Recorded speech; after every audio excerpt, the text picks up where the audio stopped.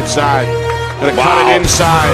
Looks now for the end zone. I mean, you're better off just rolling it down the field, the 40-yard line, than kicking a line drive to number 15. Salcido in motion. Snap taken, heating. Gonna throw down the seam. He's got Coleman in the end zone. Touchdown, Londonderry. Look out. Off to the races. Matt Morrison. Blitz up the middle. This one intercepted.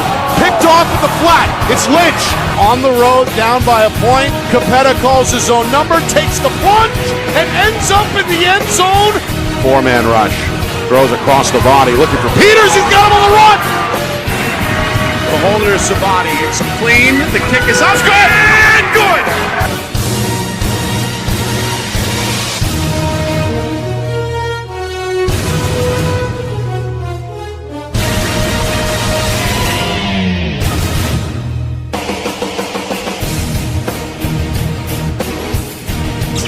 Well, hello everyone, and welcome here to Londonderry. Nick Anastas, Steve Beals with you. It's our Friday night Lions New Hampshire game of the week between the Londonderry Lancers and the Concord Crimson Tide. Opening night statewide. Got a little bit of a preview last night with a pair of Division I games kicking off on a Thursday for the first time in state history, but we're back to the traditional Friday night affair here tonight. And Steve, I can't think of a better place to be on the first Friday than right here at Lancer Park, where Londonderry has been the standard in Division I for the better part of the last 4 or 5 years. Nick, I don't get Thursday, Friday, Saturday afternoon, anything's good. I like here at night, though. There's something about Londonderry at night.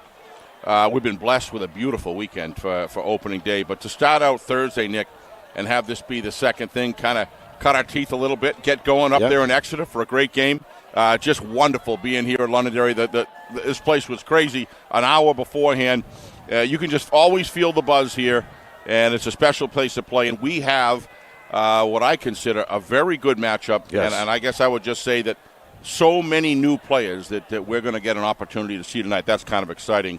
And in Coach Lozon's words, we're going to see who steps up and becomes a leader. We spoke with Coach Lozon and Coach Corkum last night on FNL Gridiron and got the sense that they're in the same boat that we are. Not quite sure what they have, and that's usually what Week 1 is all about. Of course, these two teams very competitive last year in this spot, week number 1, a 34-24 win for Londonderry, as the Lancers eventually were defeated in the state championship game. Concord made the playoffs for the first time in a long time and bring back quite a bit. 6 starters on the offensive side of the football, 5 more on the defensive side, but it really starts and ends with senior tailback Elia Bohuma, who is widely regarded as the best running back in the state. Coach Corkum said high praise for a guy, and I think if Coach Corkum gives high praise, he really knows it and means it.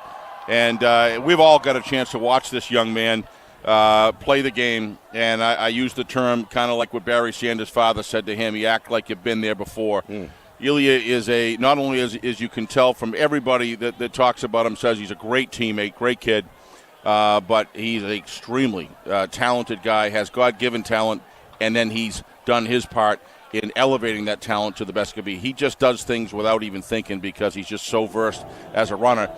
Londonderry's going to have a challenge with this guy if Concord Line can get him into the secondary. Tonight also marks the return of Ty Miles, maybe the best two-way lineman in the state, recently committed to the University of New Hampshire. He missed most of last year as a junior with a lower body injury, but is back to full strength and is obviously going to be a difference maker tonight. You know, we did the recruiting thing for Roger and Jimmy's camp there and earlier, and I got a chance to watch him as we were filming that.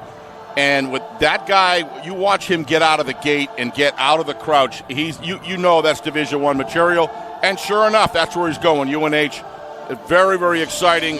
Hope things can work out for him with a good, strong comeback season. And, obviously he wouldn't be going to UNH if he didn't feel 100%. The guy's a one-man gang, Nick, and he has been a joy to watch. And again, a fine young person, just like Ilya is, and we look forward to seeing his performance tonight as well throughout the year. All right, you can see the home team starting to make their way toward the field led by now 10-year head coach Jimmy Lozon. And if you look to the left, where John's camera was, you're going to see a red chair there, Nick. You'll be getting into that later. I just wanted to let John know that in fact we may want to get the red zoned chair in on that. Yes, the red chair you're talking about, unfortunately, was the seat of Sean Lozon, the father of Jimmy, who recently passed away. There's a moment of silence planned before the kickoff, and we'll get more into that as we approach that moment. There they are, Londonderry, making their way onto the field. The pregame tradition, of course, looks like this. There's a standard bearer at the head of the pack waving the flag, and that is Londonderry senior Sean Doyon, and here they come.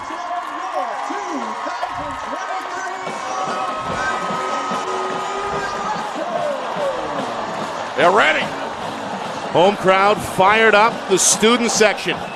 They're doing right here, Nick. Some of them wearing American flags. A couple of hockey jerseys down there, but the blue, white, and red theme alive and well here at Lancer Park. And, of course, the critically acclaimed Londonderry Marching Band firing on all cylinders off to our right. So it's a perfect atmosphere on a gorgeous night here in southern New Hampshire. Temperatures in the lower 70s, a little bit of a breeze blowing above this grass field. They do a great job. Time now for the national anthem here in Londonderry. Lancer family would like to extend a warm welcome to all of the veterans in attendance this evening.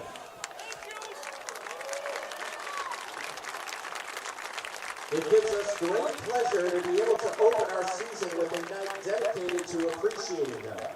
We would like to take this opportunity to thank you, all of the veterans, for your sacrifice, your bravery, your integrity, and your dedication to ensuring our safety and freedom.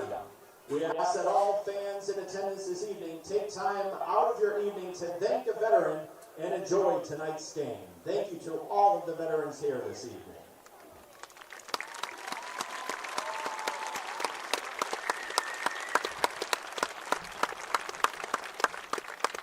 Ladies and gentlemen, earlier this year, Lancer Nation lost a member of its family in Mr. Sean Lozon, the father of head coach Jimmy Lozon.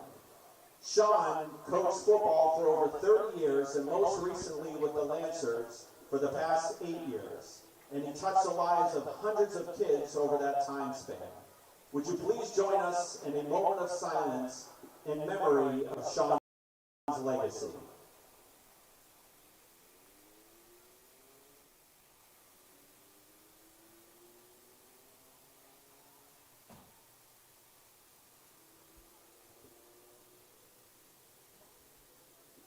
Thank you. And now would you please remain standing and remove your caps in honor of America for the playing of our national anthem by the world-renowned Londonderry High School Lancer Marching Band under the direction of Mr. Serge Bolio.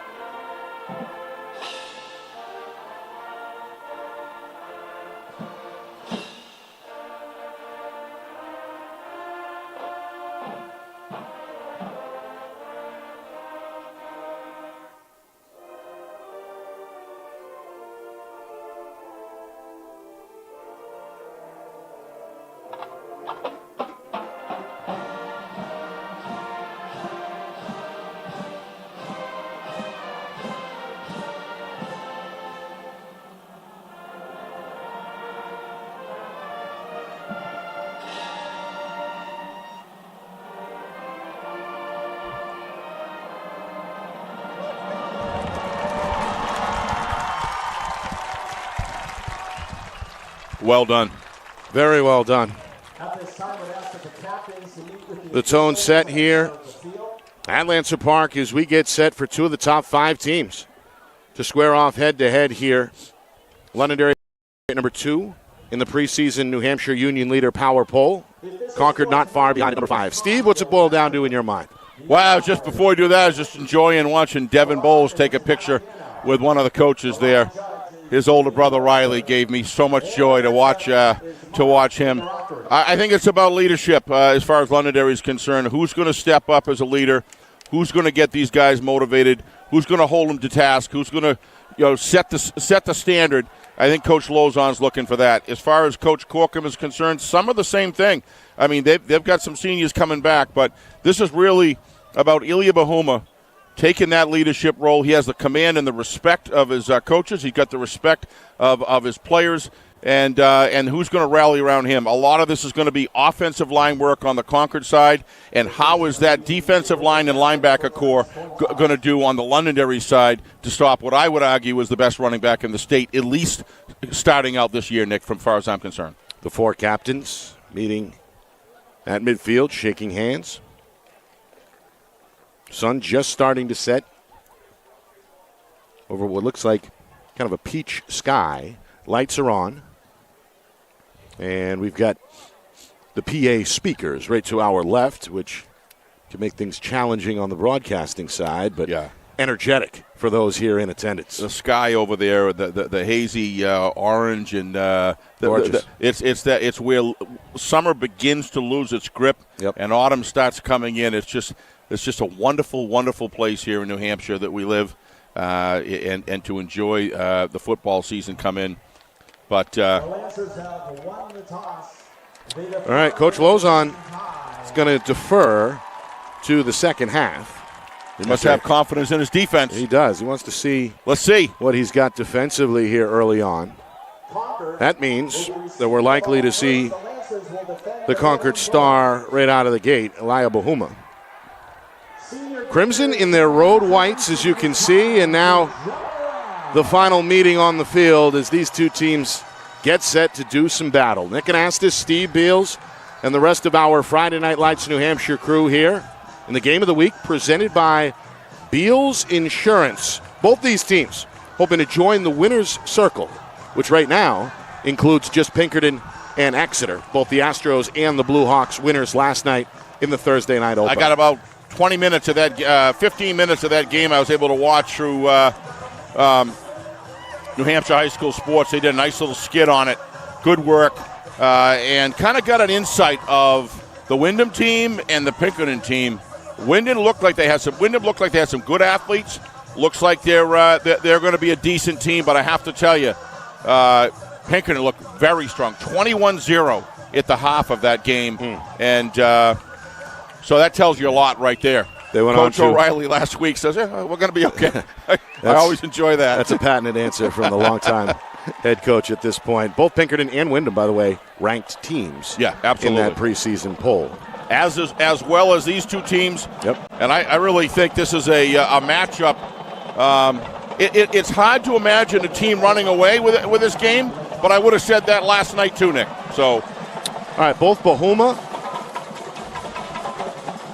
and his teammate back deep at about the 5-yard line. I'm going to scoot up to the 10. Band's into it. Pounding the drums here as we get set for the kickoff. This is Blake Thompson, a 6'1 junior. Set to swing the left leg. This kick is up in the air, and it's going to take a bounce inside the 20 and roll out of bounds out of the 15-yard line. That will draw the penalty flag for illegal procedure. Looked like it might stay in, Nick, the way it bounced, but it just kind of rolled.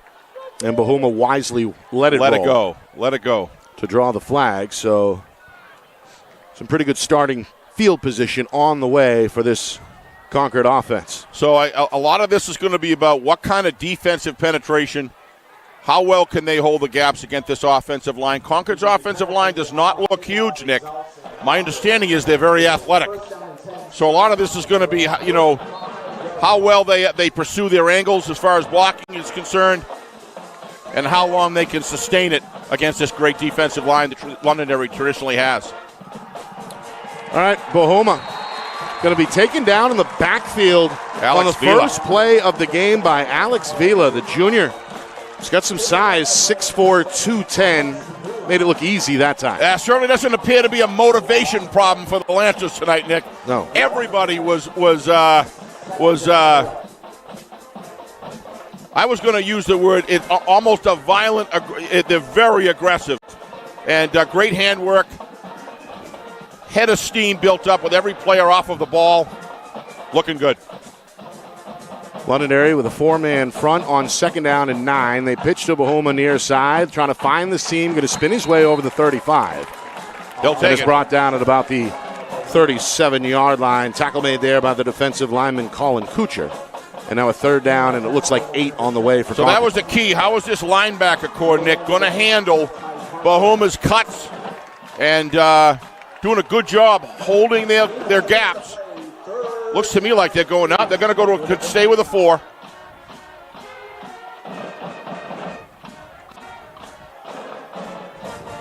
So far, defensive line of London looks very strong. 2 tight end set for Concord. Snap taken, roll out near side. On 3rd and 8, the quarterback trying to get back to the line of scrimmage. Maybe get a yard or 2, but not much. Going to be well short. Again, Kuchar was there to finish him off at a 4th down and 6 on the way. Boy, energy levels high down in the field, Nick. You can see it. Londonderry is really motivated. Nice stop there by Londonderry. That's a nice set of 3 downs for them. Quarterback was Colby Nyon. They're leaving a lot of the side of the field open for the kicker. They're really bunched up in the middle, Nick. Oh, they're backing off now. Nyan also the punter, barely gets this one away. It's a spiraling kick. Up to make the catch nice at the 30 without the fair catch was the return man for Londonderry, Nate Rosario. The ball came out, and now the officials are going to say Concord has it. Well, Londonderry, let's get a look at that. I thought he might have been on the ground, Nick, to be honest with you. Rosario thought he was down. Coach Lozon is out on the field, and the officials are now talking it over. Oh, nice job slowing it down. Okay. Good tackle there. No, I don't know, Nick. That's really close. Yeah, now may get a better look here. I'm going to get a better look here. It was Jackson Borkush on the tackle. We could see there Rosario trying to fight for that extra yard. Yep, that ball was on the ground before the knee. Looks like it was on the ground before the knee. So an early turnover is going to give Concord new life. They go back to Bohuma on 1st and 10, and the left side run is snubbed out inside the 30. Nice. After a 2-yard gain to the 29-yard line. Really nice cover on that punt and downfield tackling. Terrific job. Yeah, Borkush was there in a hurry. Yep. And so a special teams mistake, a rare one for Londonderry. And Londonderry was coming for the kick too. They had 3 guys. They barely got that kick off. 2.5 gone by. And now a play-action pass goes into the flat. That's live. And it's a live ball. Bohoma trying to jump on it does, but it's going to be a heavy loss.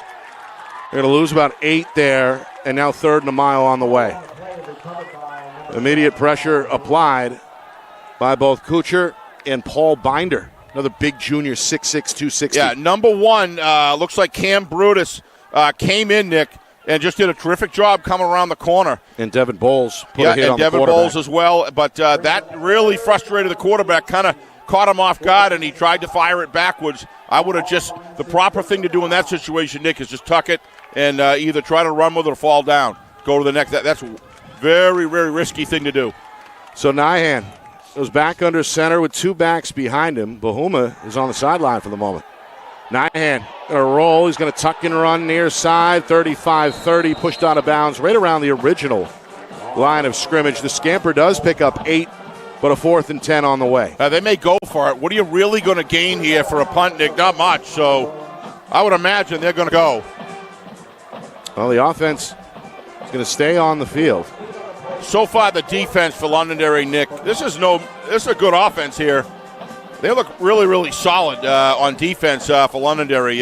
They're a little bit bigger than I thought they were going to be, and they're very athletic, and aggression doesn't even fit the level of spirit that this defensive unit works so far anyway. Lancers looking for the stop.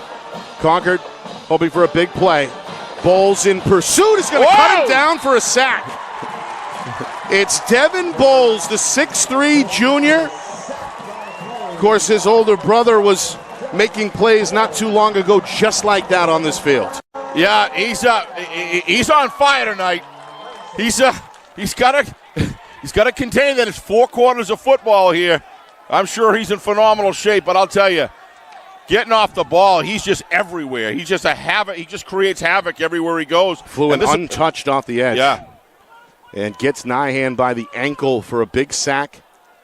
And now Londonderry going to take over as we see the Lancer offense for the first time. Nearly 4 minutes gone by in this first quarter.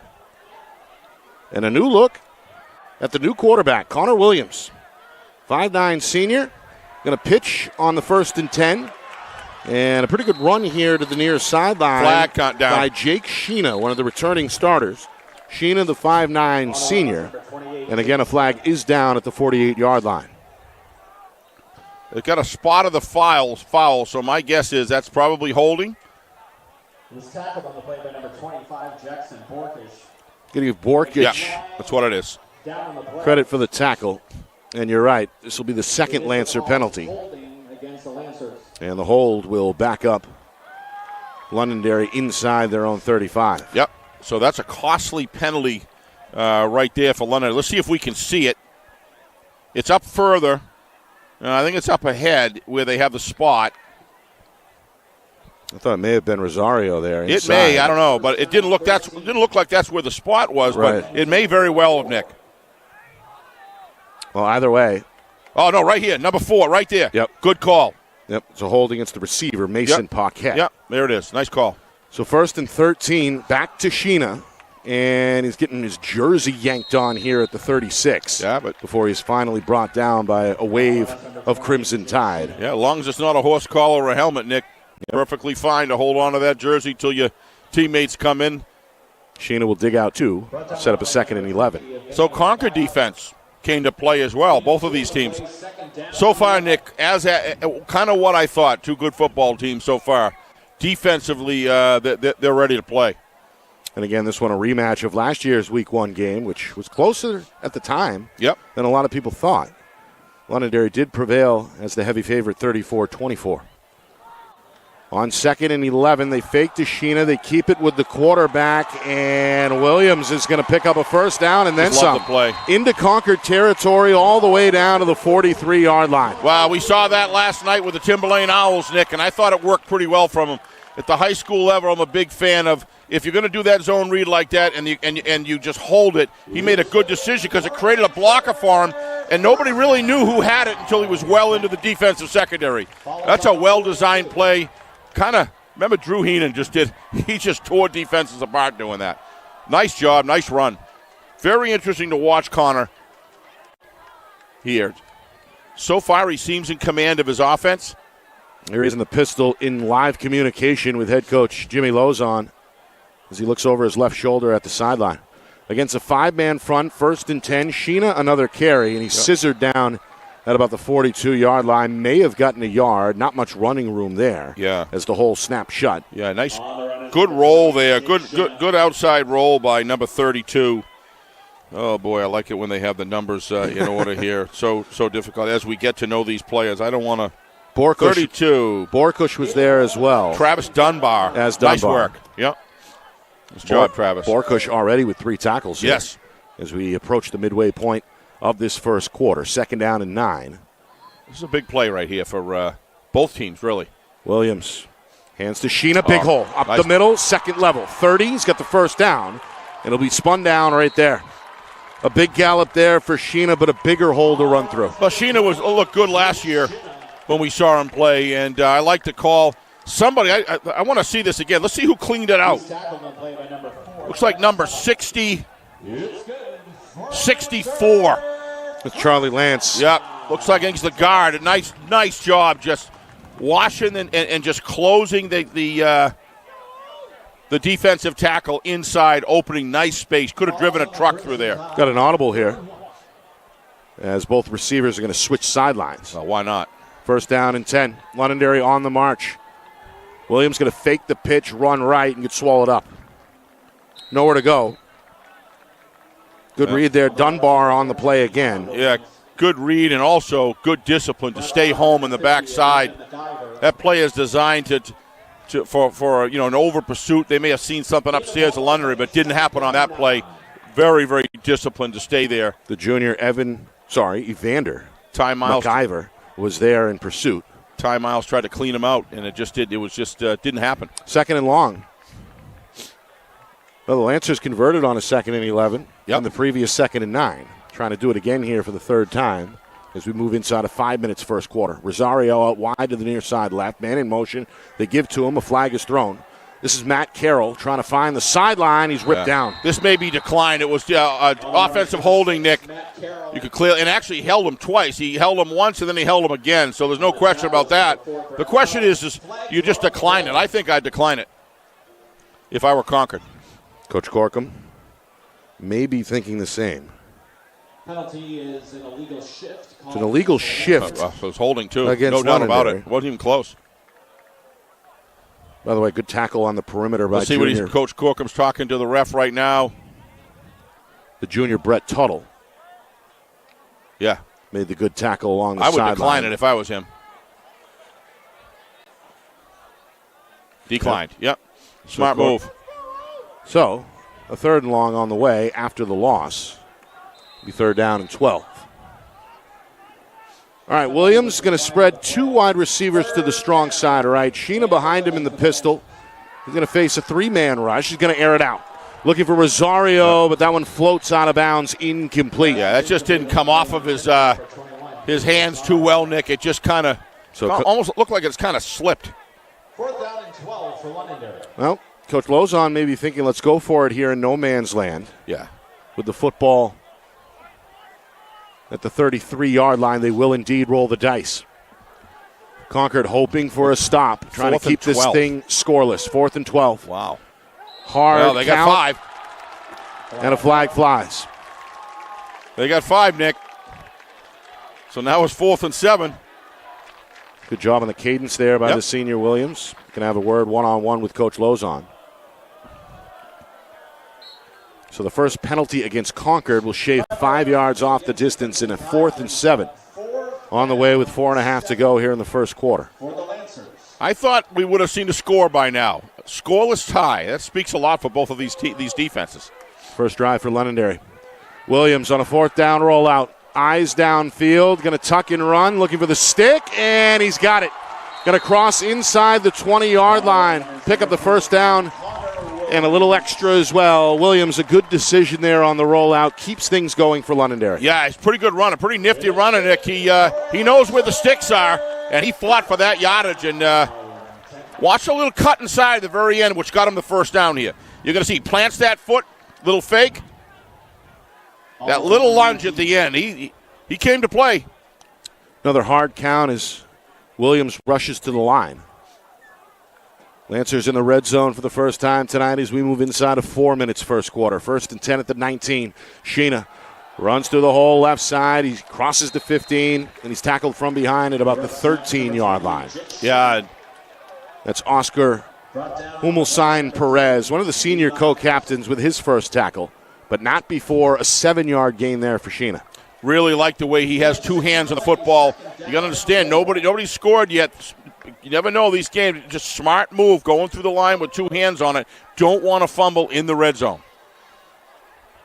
Williams again. It's like calling the play at the line of scrimmage.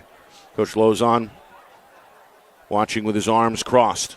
2nd down and 4 from the 12. Concord with 5 on the line this time. Williams takes the gun snap, fakes the handoff, rolls right, throws it into the end zone, and it's nice caught throw. for a touchdown by Matt Carroll. The senior was open at the goal line, and an easy toss puts Londonderry on the board first. How about Connor Williams comes out in his first game, knows exactly where the line of scrimmage is, tries to draw the defensive backs in, he got it, and then he had a release across Patton, coming across, and just nails him. Let's take a look at this. Watch the way he kind of sucked the defense in. He knew he was coming out of the backside. I don't know if we can see. Here we go. Now watch his movement. He straddles out, comes on down the line, waits for his receiver to be in open space, throws a nice pass. Good job.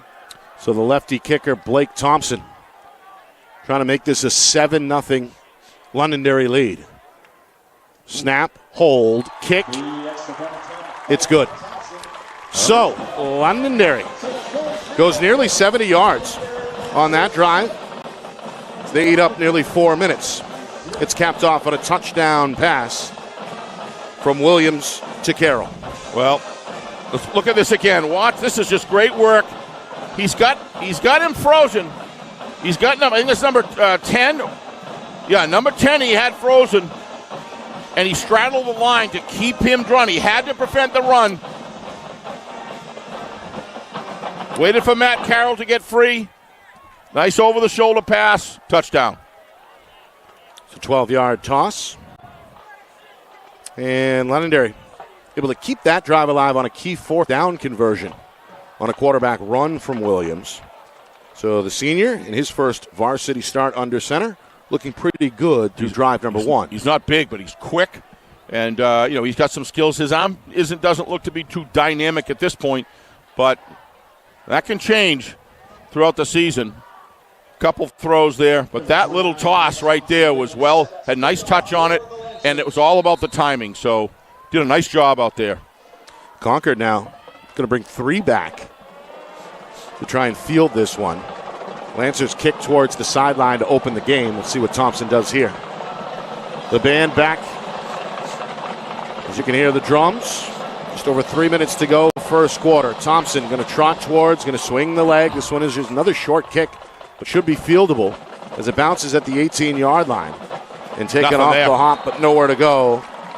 Good coverage there by the Lancers special teams as Jackson Burkush had nowhere to go. Nope.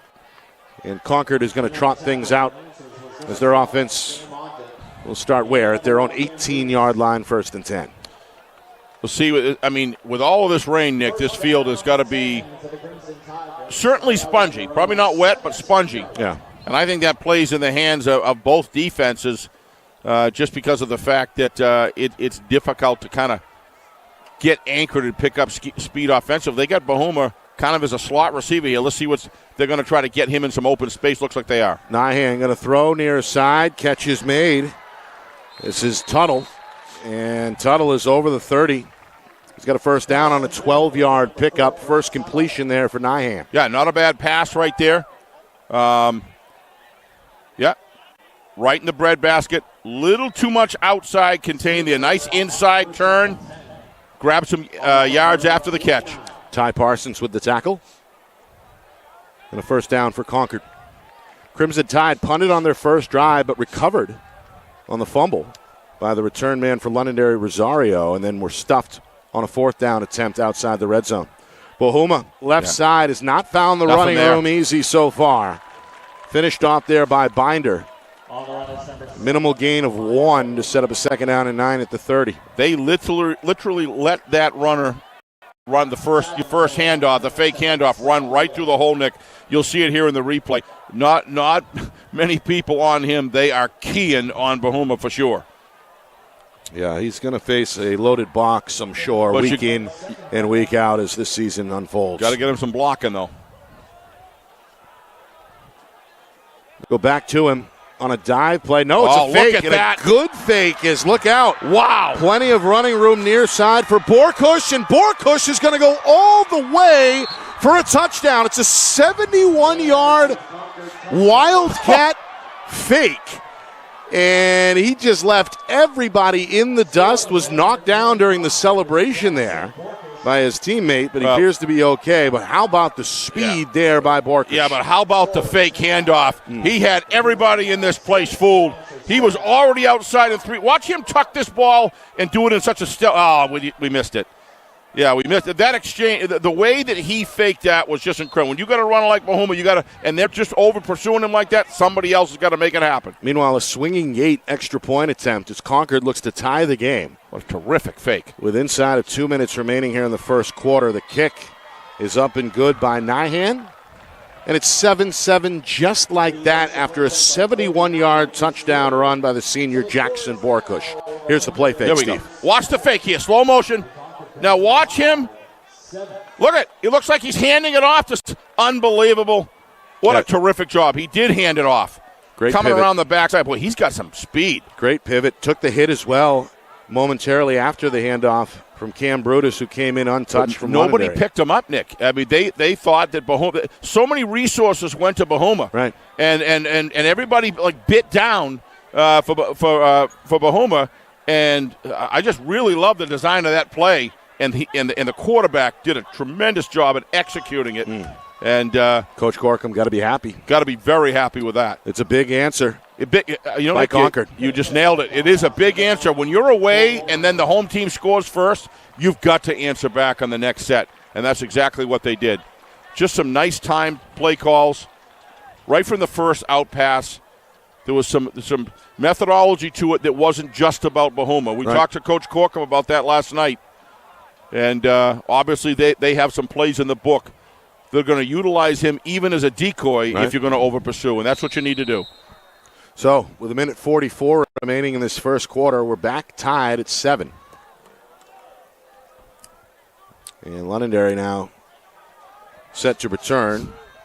Caden Malik, Speedy Jr., is the deepest man back here for Londonderry as they deploy kind of a diamond look on the back end. This one is a short kick near side, taken off the bounce by Rosario, takes a block at the 30, and is met at the sideline at the 35-yard line. So Nice cover. Pretty good coverage, pretty good return. I think both teams are probably okay with that. Londonderry going to truck their offense back out for the second time as they begin the drive at their own 35-yard line. Let's see if Williams comes out again. It doesn't look like he is. I talked to one of the assistant coaches, and they said it's going to be by committee for right now, and somebody's got to earn the job. And I would say Connor did a darn good job there, but well, he's going to stick. Is that Sam Ogden in Sam there? Ogden, yeah. We're going to get a look now at so Sam Ogden. What I was told is accurate. Yep. We saw Williams on drive number 1, and now we get a look at the 5'10 junior Sam Ogden. He's going to spread this out in a traditional shotgun look. 3 receivers and a wingback. A lot of time going by here. I think last night they might have been called. Fake the handoff. They stick Oh, with the wow, runner. he's free. And Ogden is going to burst through the line. Ogden trying to outrun the last man for Concord, and he's into the end zone for the touchdown. It's a 65-yard scamper, and Londonderry is going to retake the lead. So we got 0-0, Nick, with about 4 minutes and 10 seconds left. And here we are with 20 as of right now, points scored, potentially 21 in a matter of 3 minutes, Nick. Wow. So saw Jackson Borkush go for 71 a moment ago. And this one is just as impressive from 65 yards out. Yeah. On the first snap of his varsity career, Sam Ogden goes to the house. He's got some athletic speed right there. And he was being tailed there by, I believe, a cornerback. And they traditionally is some of the fastest guy in the team. And he was actually breaking some more space from him. And that was pretty impressive. So I guess so far committee's working, Nick. I'd say it's quite a committee if those are going to be the results. Just 18 seconds later, Sam Ogden's got the Watch answer. this. Little delay. Oh, got a nice seal block from 25. Damon Dawson. Damon, that is how it's done. You never give up. Dawson, the 5'11 junior. And really the left side of that line deserves some kudos, Steve. Yes. Michael Tissel, 6'1", 250-pound senior. Looked pretty good there, opening up that hole. But Ogden, once he burst through, shot out of a cannon. Did I get the number right? I thought it was 25. Was it 55? Might have been 55. Well, whoever it was, I'm sorry. It's Andrea Taliadoros. Yeah, one or the other. Another senior at 6'1", 220. Nevertheless, as far as the team's concerned, just terrific work, blocking and staying with the block. Sam did a nice job. Steve, the defenses seem to be front and center for the first 7 or 8 minutes, but all of a sudden the offenses remind us how explosive they can be. Absolutely, Nick, and we saw a little bit of that last night. We saw some good offensive work. Usually, as I said, I always felt as though offense usually takes a lot longer, but they're holding their own in the 2 games we've seen so far. We were at Bill Ball Stadium last night as Exeter put up 45 points in a victory over Timberlane. Here's Bahuma, going to field the short kick, going to look for a seam across the 30. He's got a man on his back at the 35, and he's going to roll forward to about the 37-yard line. A tough return there for the senior Bahuma. All right, so Concord again charged with answering the bell here, down by 7, 14-7, as they begin drive number 4 here from their own 37. Their best starting field position so far in this first quarter. Yeah, that's pretty good work there, but that's heavy-duty running there by Ilya Bahuma. Carried another 5 or 6 yards, Nick, after 2 guys were on him. He's committed. See him in the backfield with the blue gloves. Hoping to get surgical here on 1st and 10. They're going to keep it with the quarterback. And look out. Ty Miles has just checked into the ball game as he swallows up Nyhan from behind for a 2-yard sack. He is something else, I'll tell you. That must feel awful good to Ty Miles to get back into this game of football and be able to make those plays. Just incredible. Look at the speed. That's what they're looking for at UNH, is that kind of defensive speed and size and strength. He literally just threw his offense. Wow, nice work. Again, Miles, as a sophomore, was instrumental in the Division I championship run by Londonderry, and last year, unfortunately, missed the vast majority of his junior campaign. He didn't miss that play. Back to throw, Nyhan. On 2nd down and 12, stumbles and is finished off. Sacked yet again. It's the second time Devin Bowles. that Devin Bowles comes away with a sack.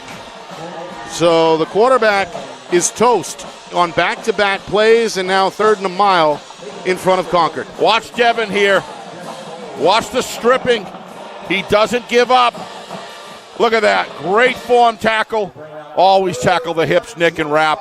Nice work. 3rd and 25. He is a very versatile defensive player, Nick, and he plays with such high emotion. Look at him. Look at him. He's feeling it. Been waiting a long time. Looking good here in this first quarter. They got a 14-7 lead on the board. Right back to Lancer Park as Concord looks to convert on a 3rd and long. You are watching our Friday Night Lights New Hampshire Game of the Week, presented by Beals Insurance.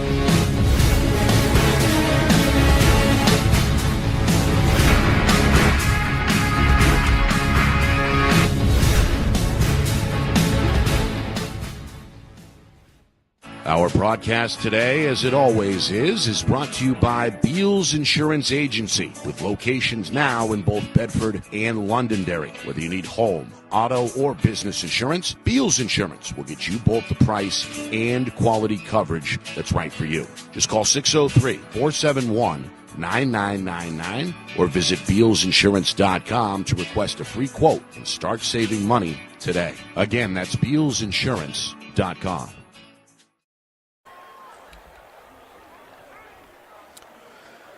Well, the start of the second quarter here in Londonderry.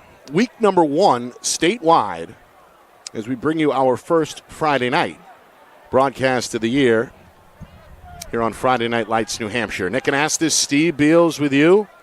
Londonderry and Concord, 2 teams in the preseason top 5, according to the New Hampshire Union Leader Power Poll. And both teams came away with some explosive plays through the first 12 minutes. Here's Ilya Bahuma on 3rd down and 25. Coach Corkum going to keep it on the ground. And Bahuma not going to find the room he was looking for along the boundary. Steps out of bounds after a 2-yard gain. So 4th and long means Concord is set to punt for the 3rd time. Londonderry, they got on the board first on their first drive. Kept alive on a 4th and long conversion, and then capped off on a 12-yard touchdown toss from Connor Williams to Matt Carroll. Concord answered the bell immediately after on a 71-yard touchdown run by Jackson Borkush. This punt is going to be good punt. left alone. And will take a roll in Concord's favor before it's down at the 34-yard line. Then on the very next play, inside of 2 minutes remaining in that first quarter, Sam Ogden, who did not appear on that first drive, came in, took the snap, and took off.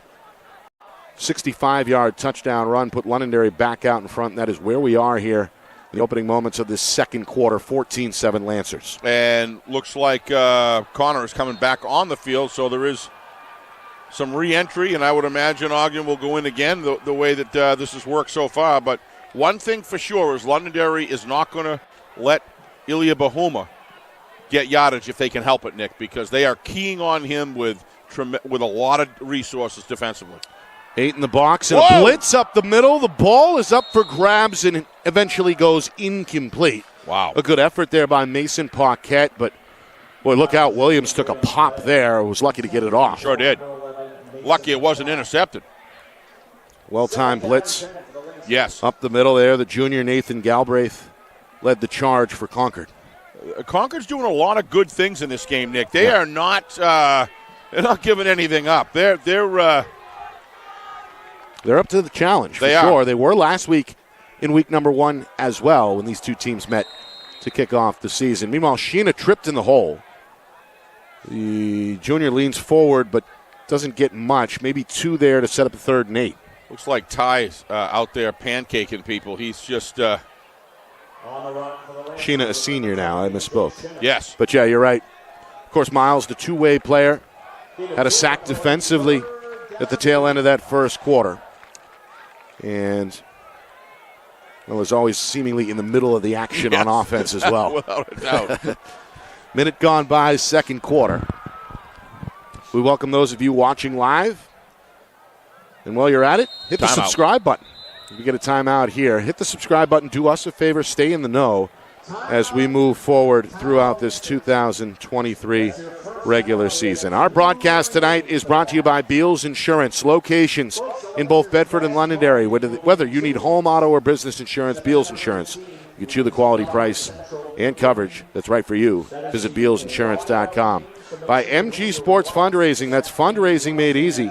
MG Sports Fundraising is the official fundraising partner of Friday Night Lights New Hampshire. Visit mgsportsfundraising.com. Start raising money for your team today. By New Hampshire iPhone Repair. It's done while you wait, and it's backed by their lifetime warranty. Now with 5 locations throughout southern New Hampshire and on the Seacoast, visit NHiPhoneRepair.com. By the New Hampshire Tomahawks Showcase and Development for college lacrosse.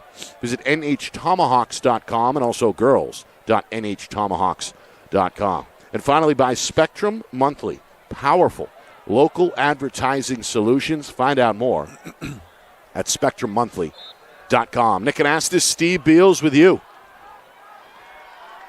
Nearly full dark here in Londonderry. The lights are on. And an opportunity for Concord to get off the field here. Trailing 14-7 if they could stop Londonderry on 4th down, 3rd down. That one broken up and nearly intercepted as Brett Tuttle got 2 hands on that pass. It's incomplete, but Concord will take it as they force the punt. Been watching here. Brett. Watch the recovery of all game here. Watch the recovery speed on this. He had about 3 yards on him. Now watch him pick it up. Look at that recovery right there. That's good acceleration to the ball. Nice work. Almost had an interception. Pass intended for Seth Doyon. Meanwhile, Bowles is back to punt. Bowles has been busy defensively for Londonderry with 2 sacks in that first quarter. He's going to punt the ball here for the first time, standing at his own 24-yard line. 2 men are back deep, including Bahuma for Concord. Man in motion. It's a good waist-high snap, and there's the punt. Pretty good kick by the left-footed Bowles up into the night air, and it's live. Ball on the ground. A helmet flies off as Cam Brutus of Londonderry sacrificed the body there, but could not recover that loose one for the Lancers. Concord fortunate to get it back. Bahuma took a pop right there. Watch this. This is bang, bang. Watch. I really like the design. They get a little motion, and he gets down the field. Wham. Yeah, that's the gunner, Caden Malik, right who on laid it. the hit.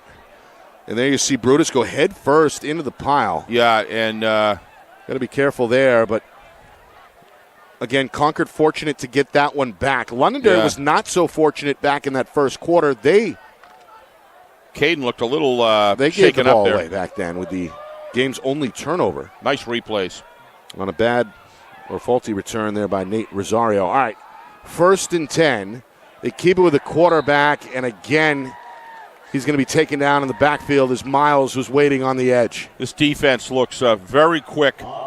They really flowing to the ball very effectively. And Nyhan Ty is everywhere ran out on of both room sides of the ball. very quickly. Yeah, it's a tackle for a loss. He had a sack in that first quarter.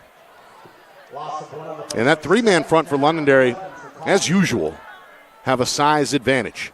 2 minutes gone by now, second quarter. Concord keeps it on the ground. They go right up the middle. And that's a pretty strong run there Very by strong. the fullback, who gets loose and is near the first down. It's Galbraith's first carry. We saw him Well, you're doing better than I am, Nick, with the name. When they don't put the numbers in order, you gotta search it. I studied it before the game, but these teams are getting bigger and bigger. Good tackle there. Yes. By Connor Williams to prevent the first down. So it's 3rd and 1. Ball at the 37-yard line. 2.5 now gone by. Quarterback sneak. And Nyhan's going to lean forward. It looks like it's good enough for a first I think down. He's got it. Going to spot it where? Needed to get only to the 39, and he's close to the 40. Moving. So good job there by Nyhan. They needed that first down there to keep the ball out of Londonderry's hands here, Nick. That last run really helped them up, getting it close to the stick. 2 of the top 5 teams in Division I, according to the preseason poll. And it's been pretty even so far. Londonderry with the touchdown edge on the board. Concord trying to change that on a 1st and 10. They try to get some room for Bahuma off left tackle, but that's not going to happen. Yeah, like I said, they're just... Parsons is there for Londonderry. They're just holding out. No, if he comes in their direction, they're staying home and waiting for him. Had some outside position, nowhere for him to go. And how many times have we said that so far tonight? Yeah. 2nd and 9. So Bahuma has not had a lot of room to work with. Concord's lone score on a 71-yard touchdown run by his teammate Jackson Borkush. This is a pretty good run as he goes up the middle. He's going to pick up about 7 to set up what looks like a 3rd down and 2. It worked because it's a quick hit to the hole, Nick. You don't have to hold your blocks as long. All you got to do is get in the way. See? Didn't have to hold the blocks for much more than a 1/3 of a second. Nice job by Eli. Boy, he has a nose for open space. Taliadoros with the stop. 3rd and 2. Another dive play here for Concord, and that will be enough for a first down. They needed 2. They get 3 as Bahuma ends up on the Londonderry side of the 50. Coach Corcoran will take this all day long, clock-eating drive. If he can keep on moving the sticks and tie this game up, I think he'll go to halftime feeling pretty good about where they're at. There's some other things they're going to have to do. They're probably going to have to throw the ball a little bit, but putting Bahuma quick to the hole, they've done it twice now, and it's worked for them.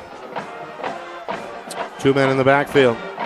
On 1st and 10, Nyack roll out throw. It's low. Is it caught? That one is incomplete. Pretty good sliding effort, though, by the receiver, Tuttle. Let's take a look at this. That one very close, but ruled Very incomplete. close. I thought he might have had it, but It was intended for number 4, Brett Tuttle. nope, bounced. Good call. Carroll in on the coverage. Well, again, full dark here. And we got the first Friday night lights on overhead. We were in Exeter last night, part of a Blue Hawk win over Timberlane. We'll be in Manchester tomorrow. 2 o'clock start between Central and Alvern. Yeah. Here's Bahuma on the end around. Flag is going to come in down. late as Bahuma is squished I think they have at about the 41. There was a hold, Nick, on number 50 from Concord. I think. We're going to take a look at this. Well, the body language of the Crimson Tide seems to Right agree here. with you. Yep, number 50. They're going to get, he's on 24, and he's holding. Look, he's pulling those pads in. That's a good call. It's the first penalty against the Concord offense. Yeah. And the second Got to overall. have those hands inside the breastplate, Nick. You're not if you're going to be clutching and grabbing those shoulder pads. It's on the junior McIver, who has played well so far. Oh, he's played great, but that definitely was a there. hole. Yep. All right, so the ball backed up to about the Concord 44-yard line. Just about 5 minutes gone by, second quarter. 14-7 Lancers. That was our score after the first quarter. It's like an I formation here with Bahuma at the tail. Four-man front for Londonderry. Hard count here by Nyhan. Finally does take the snap. Hands to Bahuma. He's hit at the line of scrimmage. No, it's not going to work. It's a blue wave. It's not going to work, Nick. The quick stuff is working for him because it's much easier to hold a quick block. Let Bahuma power through the hole as soon as the ball is up. Somebody's down. Oh, boy. Hate to see that. I think it's the fullback, Gilbraith. Nathan Galbraith, the 5'11", 200-pound junior is shaken up. And we've got a timeout on the field. Oh, good. As a result.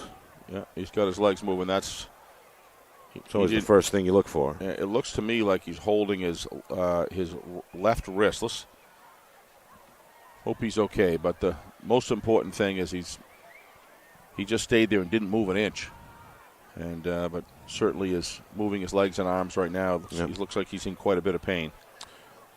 Let's take a look here. Oh, yeah. Oh, he took a pop, and he just went right down. Collided at the line of scrimmage that left arm. With the Alex left arm is pretty. He's going to try and walk it off. Yeah, it got really, really racked up, that left arm. Watch, bang. Oh, no, it was actually the right shoulder, I think. Yeah, see, and he just grimaced in pain and went down. Well, it's a good sign. He's walking off the field. It is, and he's bending his shoulder and arms up like that, so that's a good sign. Walking off under his own power, having a word with the trainer. Don't think these kids don't want this the way that this has been some serious hitting in this game, Nick, on both sides. Yep. Both these teams want to establish who they are, and they're giving everything they got in this game here. But I really feel that they've got to get through the hole quicker, Nick, if they're going to have any chance against this very, very strong defensive line. Third down and 18. He's going to drop back. He's under pressure, and he's going to be sacked. First man there was Vila. And the second man there, the guy who finished him off, was Paul Binder. Yeah, he's not playing a bad game. We can't forget number 76 today. He's done a great job throughout this game, getting a lot of double teams. He just was not giving up. Is that Ty Miles over there? Yeah, Ty Miles just drawing doubles, giving opportunities for some of his teammates to get some one-on-ones. Another punt on the way from Nyhan. Ooh, he got away quick. This one will take a bounce at about the 30, fielded at the 25.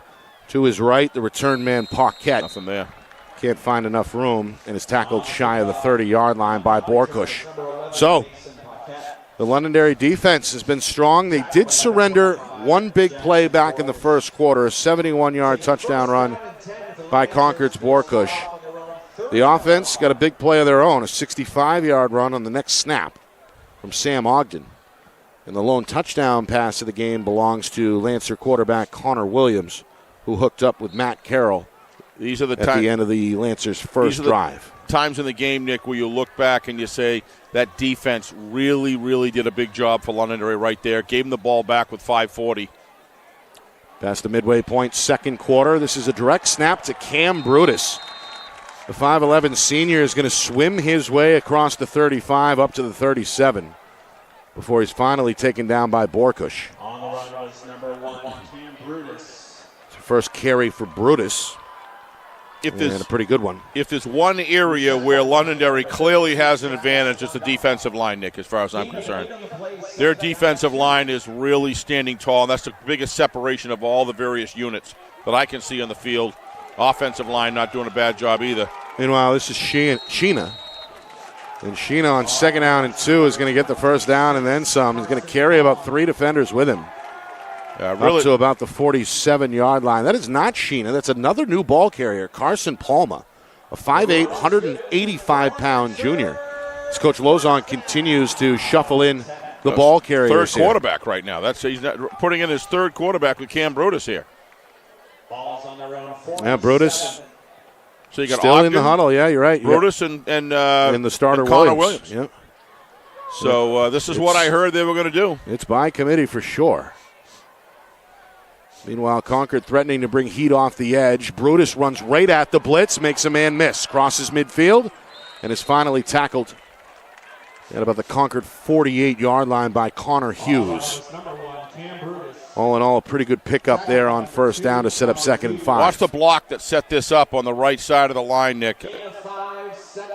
50. Watch 50. Complete seal off of 52, and then 36 picks him up. That's just a great job of knowing where the play is going to go and understanding for an offensive lineman, it's all about the point of attack, the position you get yourself in to cut down any lane for the defensive player to get to the ball carrier. That's just nice work. Bowles had a good block there, too. Yes, he did. Bowles is all over the place. I don't Bowles know what lining up at wingback at times. He's been in the slot. Now he's at tight end. Meanwhile, a flag is going to fly. Wow. And this is against Londonderry. Offsides. Must have been somebody that was lining up on the other side of the ball here. I don't know who it was, but. Well, it was thrown when Bowles went to the line of scrimmage. I don't know if he was the 8th guy at the line. I don't either. I don't know. It could be. But that may be it, Nick, because I didn't really see what looked like anybody over the line. 3 receivers set. 4th penalty against Londonderry in this first half. 2nd and 10. Brutus to nice the pass. air for the first time, and there's Bowles. Catch made at the 35 of Concord, and he's going to lean his way down to about the 34-yard line. Coach Lozon is going to like. Coach Lozon is going to like the way he stood in the pocket and fired that ball, Nick. Took the heat and stood tall. You know, each one of these quarterbacks has attributes. They really do. And a good run after the catch there by Bowles. Ticking down to 3 minutes here. Londonderry hoping to make this a 2-score game for the first time. Meanwhile, the Lancer Band is getting set to take the field to our right. Handoff up the middle, and another good-sized hole for Palma. On his second carry, the junior is down to the 20. It's a gain of 14 as Londonderry continues to move the sticks here on the drive. We got the whole Londonderry Fire Department up here viewing. I thought we were going to get whacked or something. I don't know, but thought we were in trouble, but no. But they said we're all right, so we're going to keep going. They like our bird's eye seat here. Yeah, they like the view. All right, Coach Lozon a couple of feet on to the field. He's upset about something. Trying to tell his wide receiver to get wider. Meanwhile, Brutus steps into the pocket, airs it out, that's not and a bad it's pass. Incomplete. Over the shoulder catch attempt made by Ethan Wheeler, the junior. He's got a pretty good gun, Nick. Couldn't quite reel it in. It'll be 2nd down and 10. This is going to be an interesting development with 3 quarterbacks. Each of them has their individual attributes, but I like the way he works in the pocket. Now look at that pass.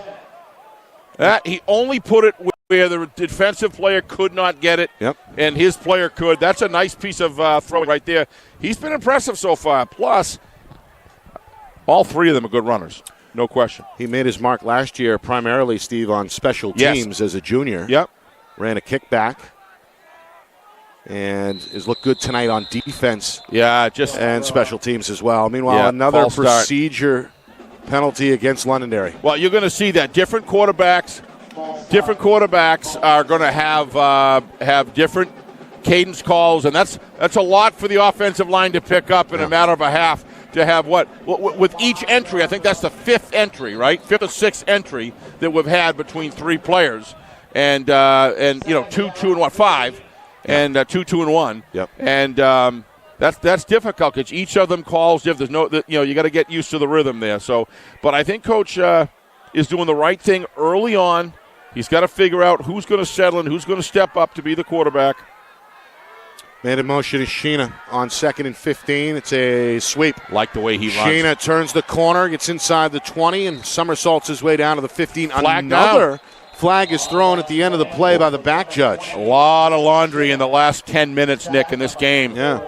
Unlike last night, where I don't think there was more than 4 flags thrown the whole game, right? It's pretty smooth. And one of those wasn't even really related. It was just delay a game, I think. So.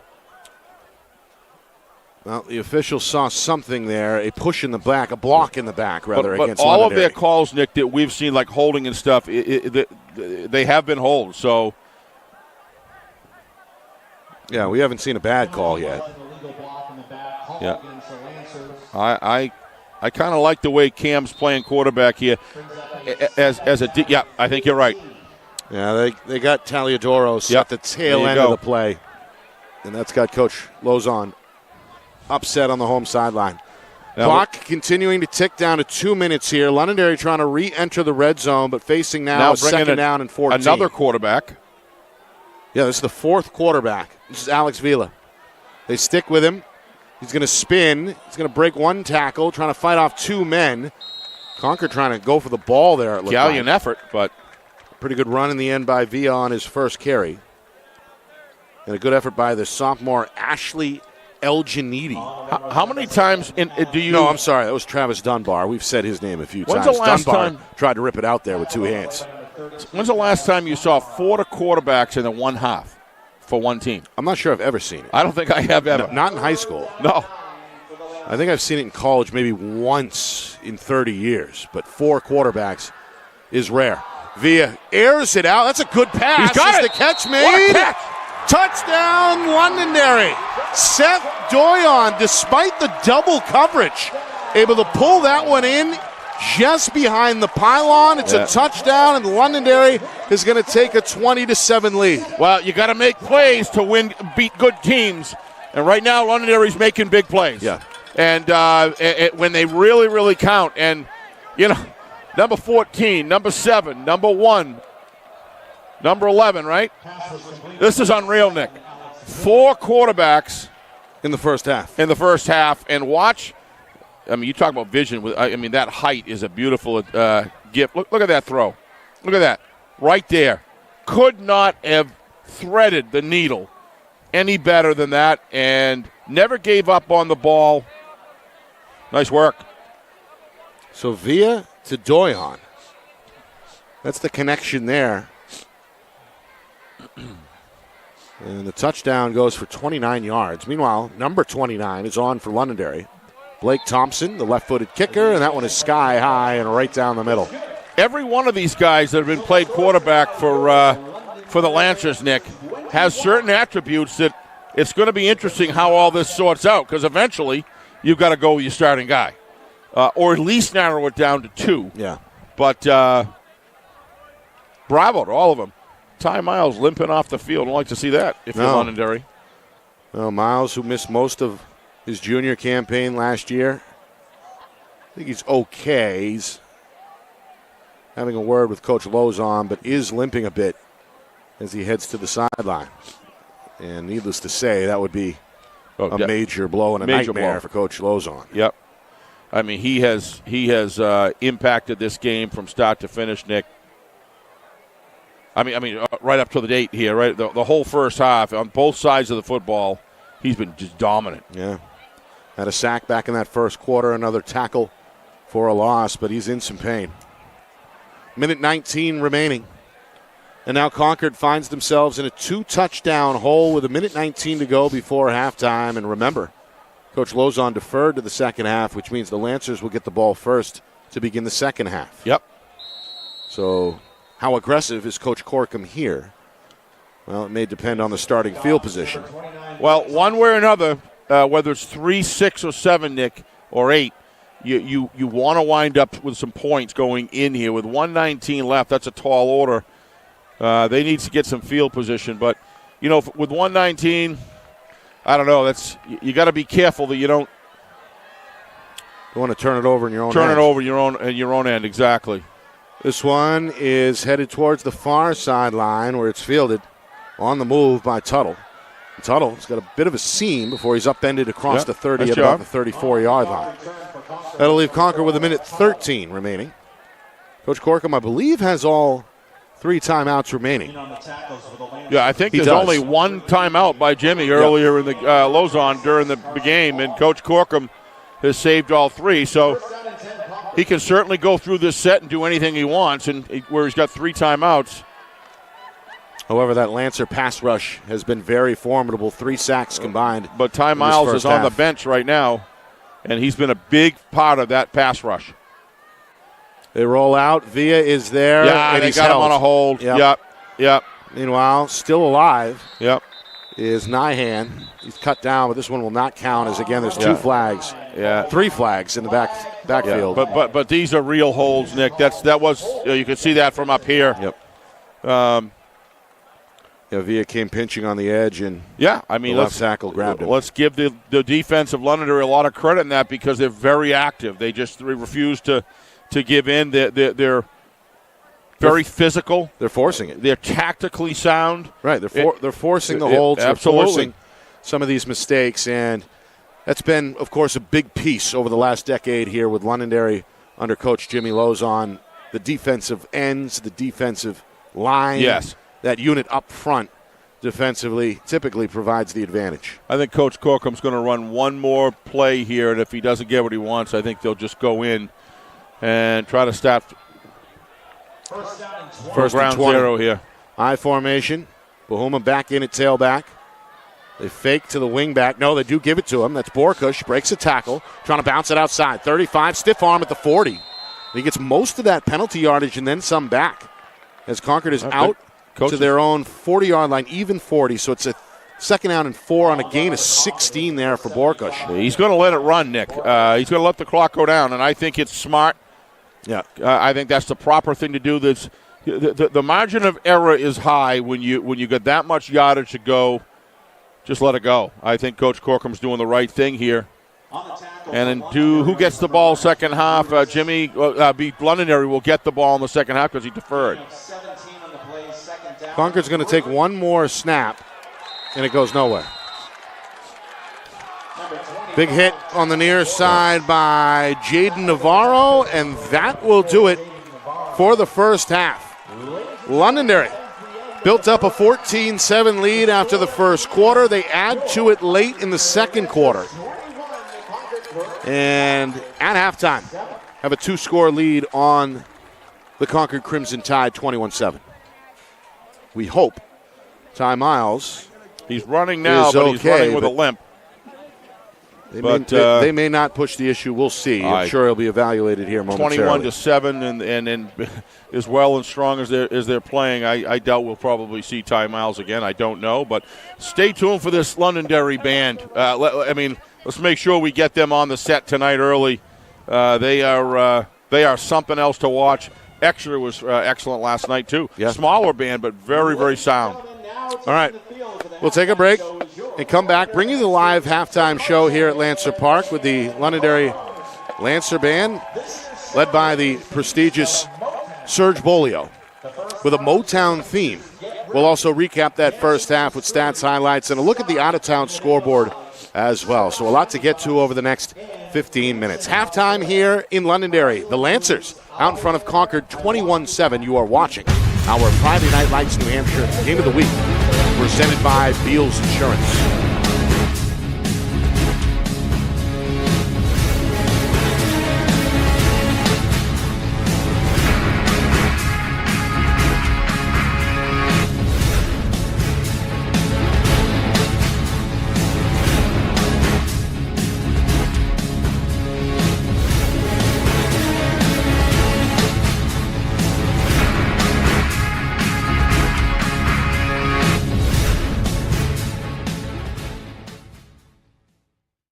Broadcast today, as it always is brought to you by Beals Insurance Agency, with locations now in both Bedford and Londonderry. Whether you need home, auto, or business insurance, Beals Insurance will get you both the price and quality coverage that's right for you. Just call 603-471-9999 or visit BealsInsurance.com to request a free quote and start saving money today. Again, that's BealsInsurance.com.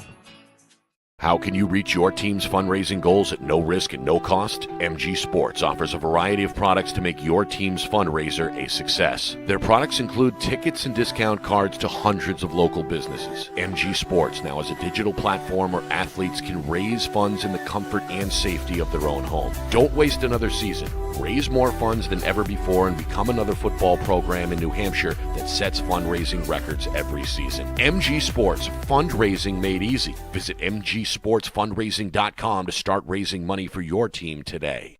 The New Hampshire Tomahawks promote the highest level of club lacrosse competition, not just in the state, but in the country. Looking to get recruited? Director Chris Cameron keeps an open dialogue with the nation's top college lacrosse coaches. Over 400 New Hampshire Tomahawks alumni have played at the college level, including the ACC, Big East, Big Ten, Ivy, NESCAC, NE10, and more. The New Hampshire Tomahawks coaching staff has over 100 coaches, including current high school varsity and college coaches. The Tomahawks offer training for players of all ages, clinics, camps, and leagues, along with spring, summer, and fall elite teams. So play with the best. The New Hampshire Tomahawks, showcase and development for college lacrosse. Visit NewHampshireTomahawks.com and girls.nhtomahawks.com. Hey, I'm Chad, the owner of New Hampshire iPhone Repair. We're New Hampshire's most trusted and affordable repair shop for your iPhone, iPad, iPod, and even Android needs. Don't worry, we're affordable, reliable, and we back our parts with a lifetime warranty. And you know what the best part is? No, what? We can repair your phone while you wait. I know, that's why I'm here. Oh, I know, Mrs. Green. Here's your iPad, good as new. Bring your phone into New Hampshire iPhone Repair today. Buy local and save big. For over 26 years, Spectrum Monthly has been providing great local offers from businesses in New Hampshire and Massachusetts, delivered to your mailbox every month. Spectrum is chock full of savings from your favorite businesses. From local restaurants and retail stores to entertainment, fitness, and home improvement services. You'll have easy access to thousands of dollars in savings, including exclusive offers for Spectrum readers. Every month, enter our readership contest for a chance at winning cash and local gift certificates. Spectrum Monthly, no one brings you better offers.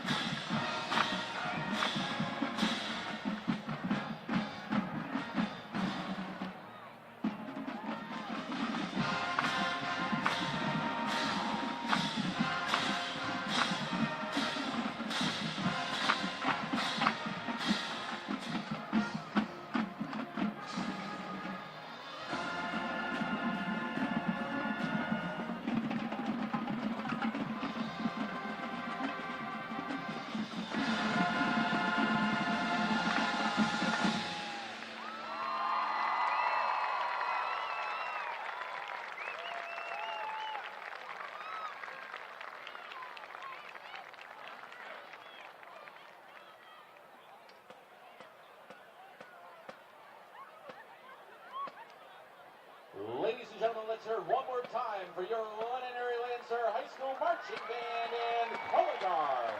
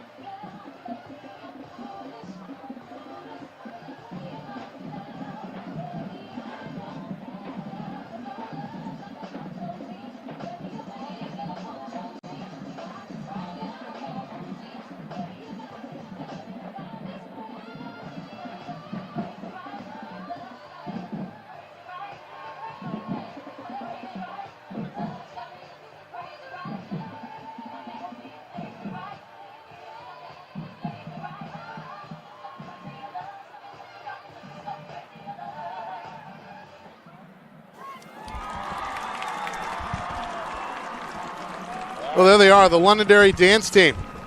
Part of this halftime entertainment.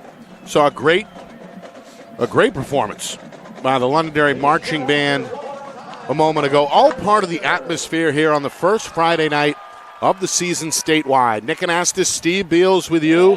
Londonderry, they've won 2 of the last 4 Division I state championships. Almost made it 3 out of 4 last year, but Bedford snuck away in the final seconds. But Londonderry looking right on schedule, I'd say, after one half of football. They've got a 21-7 lead over a top 5 team in Concord. Hit a couple of big plays, and here's the takeaway. How about 4 quarterbacks all seeing action in that I don't think first I've ever half seen that, Nick. for Coach Lozon. I don't think I have either. And we have an announcement about Ty Miles, a little correction. Yes. He's not going to UNH. Yeah, I guess we were operating off some old intel. Well, with that day that we did the recruiting camp, he was headed to UNH. So for all those involved, we apologize for that. But apparently going to Holy Cross. Still playing Division I football, though. Either way, right. Whoever gets him, getting a heck of a player.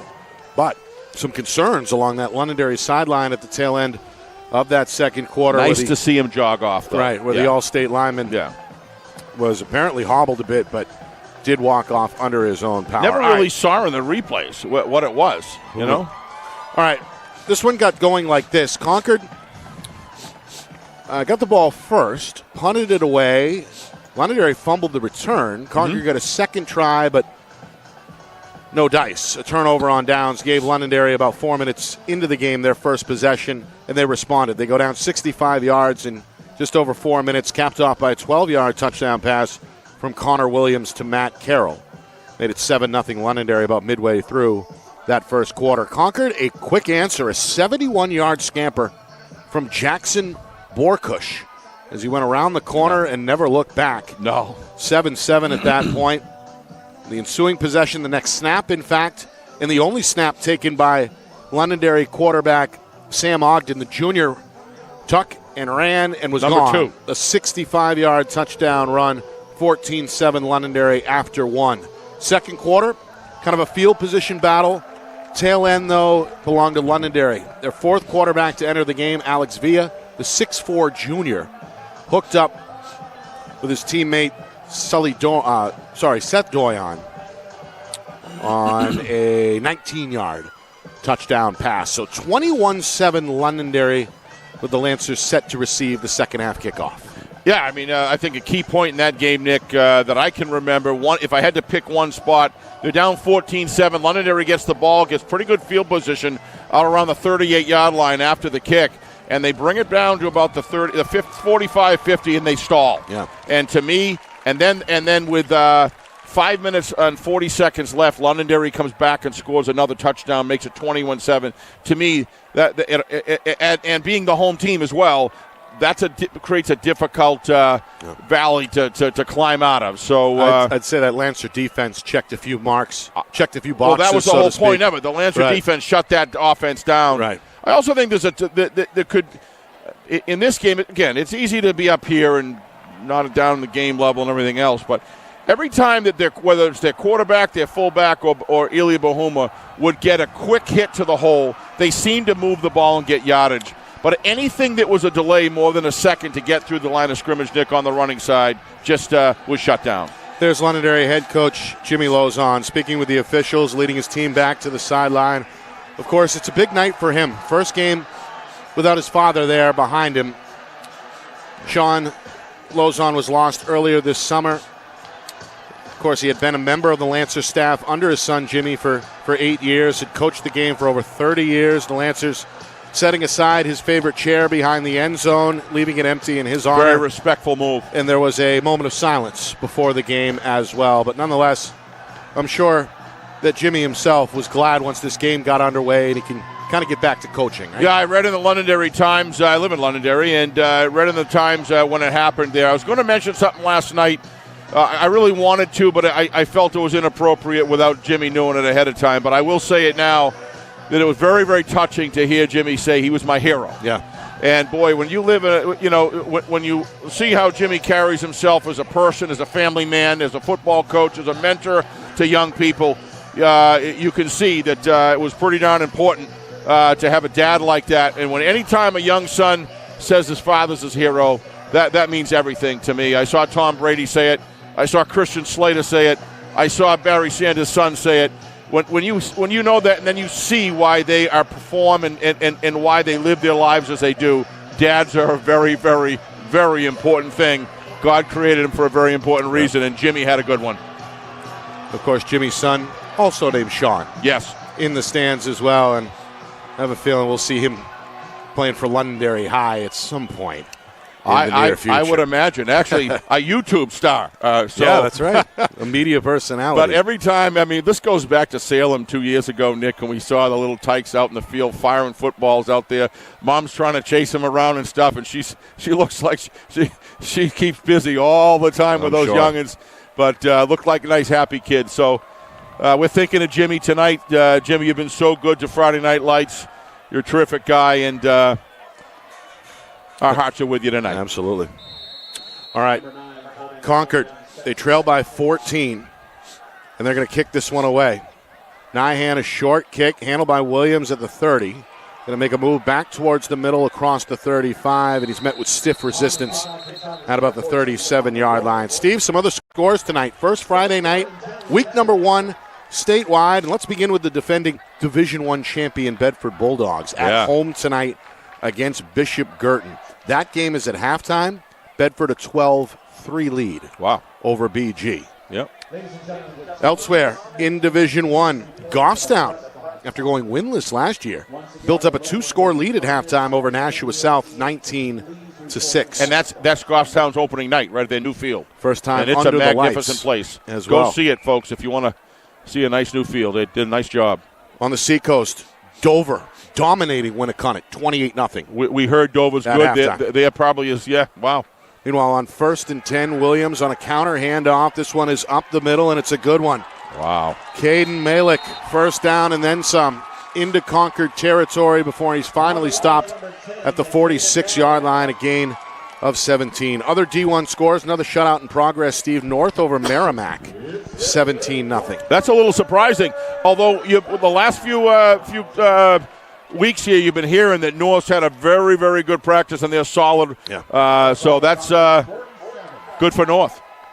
Portsmouth a 33-6 lead over Spalding. Yeah. And that game is early in the third quarter. Portsmouth is, we talked to Coach O'Reilly last week, said they're on fire. By the way, the Goffstown score was incorrect. Grizzlies still on top by a wider margin, actually, over South, 25-6, as they take the opening kick of the third quarter to the house for a touchdown.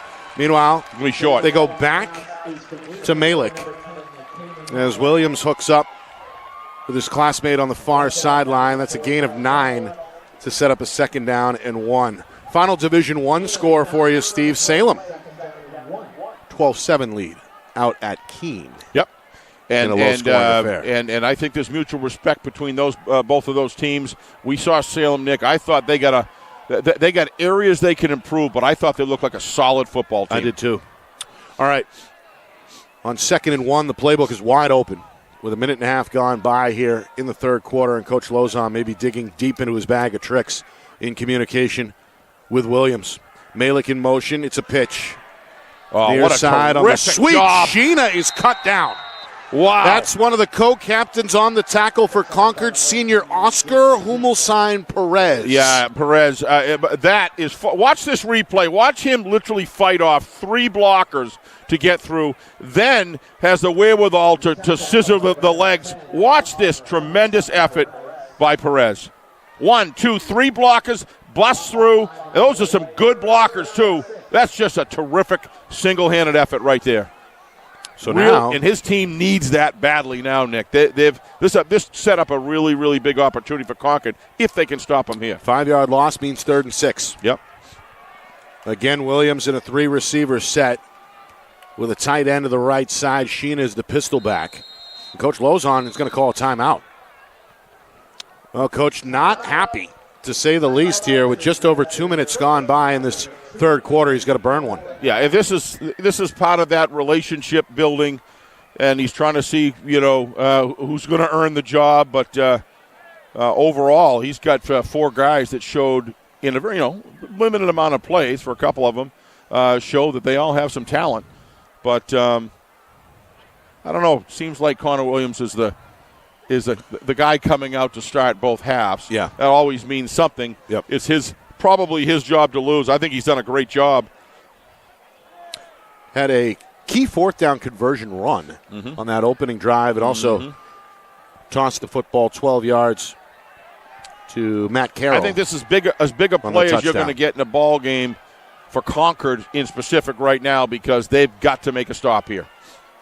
Here we go. 3rd and 6, Williams going to flush it back near his side, and the catch is incomplete. Incomplete. Malik, great effort in front of the side judge, but referee right there did not get the feet down in time. It's incomplete. There's a point where you want hang time, but that just got a little too much hang time. If there's one area that he's got to work on is his pass is just a little bit not a bad pass. I shouldn't say that. He had a guy in his face, too. Yeah, that's very, very true. Looking at it in the replay, it didn't hang quite as much as I thought. All right, so Bowles is going to drop back to punt here.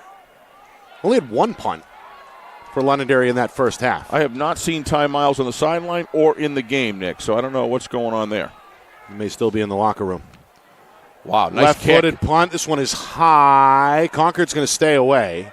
It's going to roll inside the 10-yard line and come to a stop at the 6. That's about as good as it every gets. Time Coach Lozon needs a big special teams play, he gets it, and he got it right there from his kicker. Yep. Nice cover. A little unsure why he didn't go under that ball and try to receive it. Let that one go and then bound another 7, 8, 9 yards deep in your zone. Both punt returners had trouble. Yeah, I don't know. Trying to pluck it out of the night sky. That could be it. Yeah, in that could first be half. It. But nevertheless, they've got their work cut out for them. Well, Ty Miles is on defense.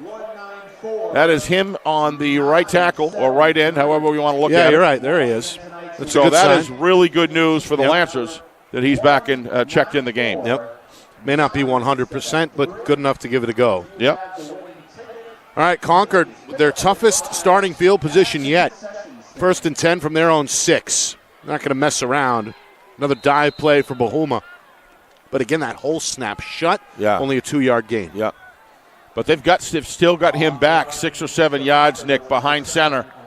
And it takes a long time to get to the hole. And that defensive unit is just so strong. I mean, I was really focused on the front 7, Nick, of how they were going to do defensively. And they're as good as that. Yeah. They're better than I even thought they were going to be coming tonight. They've got an athletic nose. Yes. In Brandon Gear. Yes, they do. 215. They sure do. This just isn't going anywhere. Meanwhile, Miles is in on the stop as Concord tries to find room up the middle for their junior fullback, Nathan Galbraith. Good to see him back on the field as well after he was shaken up back in the second quarter. So we got a couple of guys seemingly playing hurt, so to speak. Yep. Meanwhile, nearly 4 minutes gone by, third quarter. Just again to correct, Ty Miles is not, for those who heard us, were coming in to reach us here in the second half just about now. Ty Miles is going to Holy Cross, not UNH. So just want to make sure we made that correction a couple times. Counter run, look out. Wow. It's the linebacker, John Wilson. The junior read it perfectly there. No chance for Borkush to turn the corner. Terrific job. Absolutely terrific job. Well, seems like, Steve, here week 1, seen a lot of different guys contribute on both teams. Yes, but especially Londonderry. Especially Londonderry. Both teams, I think, trying to get a feel for what exactly they've got personnel-wise. Meanwhile, on the punt attempt, this one barely gotten off. It's a good kick by Nyhan, and now the return. Near side comes Paquette, and he's cut down at about the Crimson Tide 35-yard line. So about the best you can hope for punting out of your own end zone there for Nyhan. A decent return, excellent starting field position for Londonderry at the opponent 35. Yeah, nice cover there, but just punted it right at him. And but again, Nick, we were talking earlier about this linebacker core of Londonderry. They're very, very solid. Some good defensive players on Concord as well. Let's not underscore that. Let's underscore that as well. They're, I would say, the area where I see the most dominance, though, is the interior lineman that Londonderry is winning the battle, probably better than 2/3 of the time, as far as I'm concerned. Whether they're on playing defensive line or offensive line, they're winning the battle. Back in at quarterback comes Cam Brutus. We saw him at the controls for one drive back in that second quarter. It'll be a 5-yarder. Yep. Well, some of the procedural penalties starting to pile up, and I'm sure Coach Lozon is taking notice.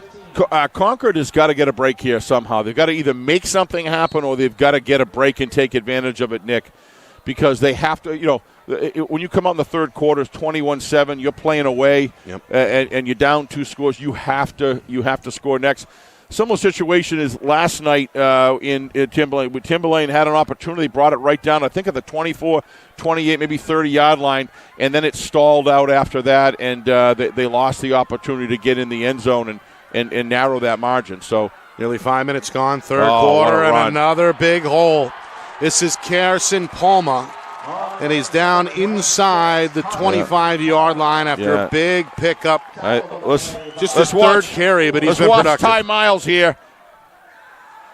Oh, actually, I think Ty was on the left side. Can we get that one again while we're waiting? Can you run that again? A little slower, if it's possible. Thank you, man. Appreciate that.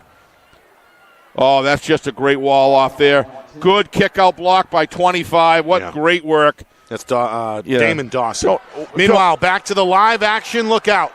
Inside the 5 and a touchdown run for Carson Palma. Takes it to the house from 22 yards out, and suddenly Londonderry looks like they're about to run away with this one, 27-7. Let's give the accolades to Londonderry what they deserve. Concord's got a lot of good players on it, Nick. They're a fine team. They're going to win football games. But this Londonderry Lancer community just reloads football players. Yep. And they're deep. They're extremely well trained, and just amazing. And they have a number of talented ball carriers to run behind that big strong offensive line. But again, look how fast they get to the hole, though, Nick. That's just terrific running. Kick up and good from Thompson. And there's a culture No here. good. I speak too soon. I'm sorry, Steve. It drifted at the last moment. Extra point try, no good. So it stays 27-7. There's a culture here for offensive blocking, Nick, that it's just never. That they know what they need to do, and a lot of that comes, obviously, all of it really comes from the top, and with a set of expectations and and it's a selflessness on this team that I don't need to be the guy that carries the ball. I want to be the guy that pancakes the guy so he can get through the hole. And that culture is just so deep here, and it started very early on. Now he's pushed it down to the middle school with the Northeast Junior High League, which we talked about last week. And the whole concept of that is developmental for high school in the sense that, they're going to train at a varsity, junior varsity like, create competition, run the similar systems. I'm sure Jimmy's going to the games, and seeing the guys coming up. It's just everything, all the cylinders are running. Take nothing away from Concord here, but this Londonderry team is firing on all cylinders. And they've made some mistakes, but don't get me wrong. This team's got a lot of potential to get even better. Number 2 in the preseason poll. They were runners-up last year in the Division I championship game. They surrendered the lead in the final seconds on a field goal from Colby Snow of Bedford. Yep. Otherwise, that would have been their third state championship in the last 4 years. Amazing defensive adjustments that were made coming out in the second half. Thompson going to kick this short. Borkush fields it on the move, trying to dance at the 30-yard line. May have gotten up to the 30, but no further, as he's tackled along the sideline by a couple of Lancers, including Owen Rondo, the senior. Carroll there as well. All right, Concord, they're back to the wall at this point, midway through this third quarter, trailing at 27-7. I have to, as soon as you start seeing a Londonderry team that's playing like this and a Pinkerton team that played like they did in Wyndham the other day, the old Mac Plaque's going to be something else this year, Nick. Week 4, which is coming up. Both of these teams are solid, and that is a war. I mean, I don't know what Elia Bahuma has got for yardage, Nick, but it's way below his normal production. Londonderry's done a good job bottling up the senior star. There's Bahuma trying to shake off of one wave, and then it's Miles who comes in pursuit to finish him off. And the only way in which you can take on a Bahuma-style runner, Nick, is you got to meet him at the line of scrimmage, meet him behind the line of scrimmage, never let him get started. And that's exactly what they've done tonight. And there have been many times in this game, Nick, where they've basically said, somebody else over there is going to have to beat us. It's not going to be him. Yeah. So go ahead and try. And they got one touchdown from a great play. Yep. But on Borkush's 71-yard touchdown run, the fake was given to Bahuma, to your point. Yeah. And that kind of sucked the Londonderry defense in. That's the only real mistake the Lancer D has committed tonight. The only yardage they've got from running the ball is quick hit. All right. On the rollout, Nyhan going to throw near sideline. That one broken up last second. That's a good play there by Carroll. It came flying in like a missile to get a piece of the football. Yeah. Incomplete. And now a third down and 9. Got a cramp out there.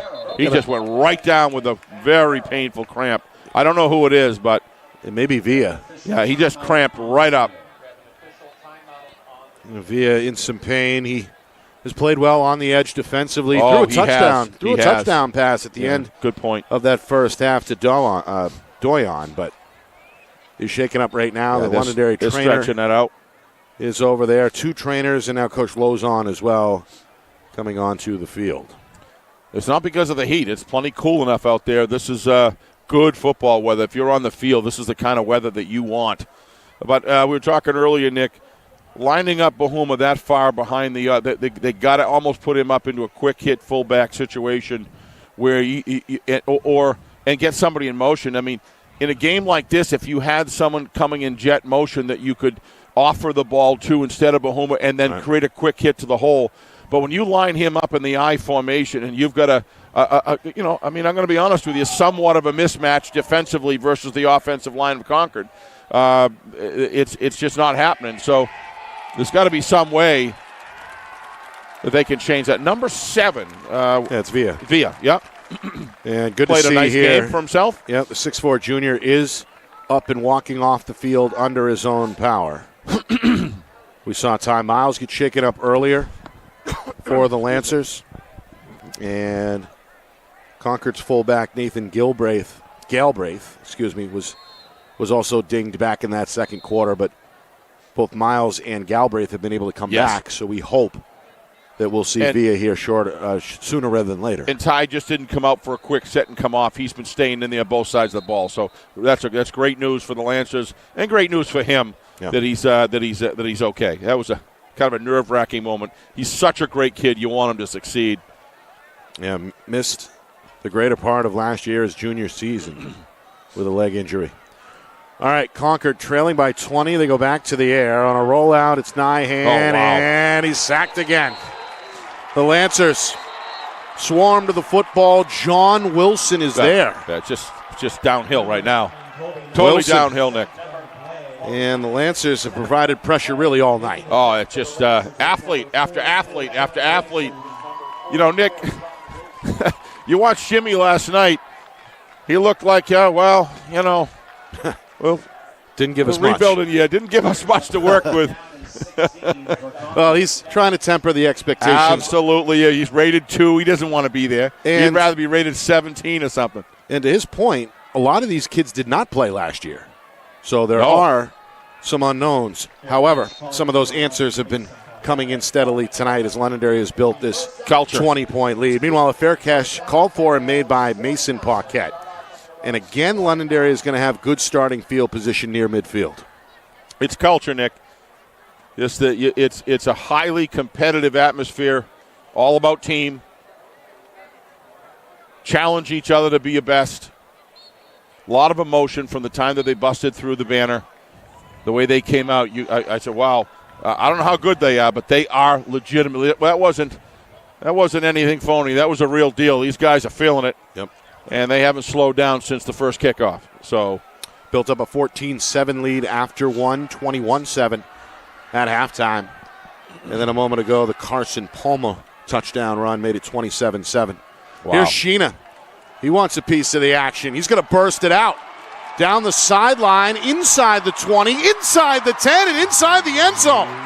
Touchdown, Londonderry. Jake Sheena. Showing you the skill there as he goes flag down 51 yards for the touchdown. Will it stand is the question. We may get an excessive celebration here, Nick. Yeah, there's a flag in the end zone. It came late. Yep.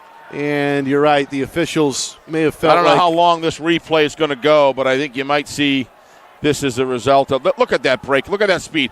Puts the ball in the outside position and turns on the propane. And he is, or the jet fuel, I should say, and he is going. Then he goes into the end zone.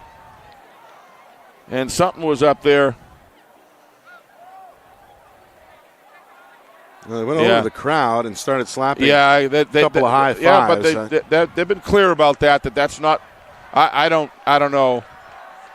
I'm kind of with you there, Nick. I don't really get that. It's the officials are going to. It's a community game, but allow the touchdown to stand. But it can get out of hand. Right. I didn't really see anything get out of hand. That's just. Meanwhile, Sheena is still celebrating with a big smile on his face along the Londonderry sideline with his teammates. We're waiting for the extra point. It's going to be a little more challenging this time. It'll be about a 20-yard attempt. I can't see the whole crowd, Nick, but they're loud. However many are here, they are energetic. Several thousand at least. Inside of 5 minutes, third quarter. Extra point try from Thompson is up and good. He had missed his previous attempt, but this one is perfect. 34-7. And, Steve, that's now 27 unanswered points by Londonderry.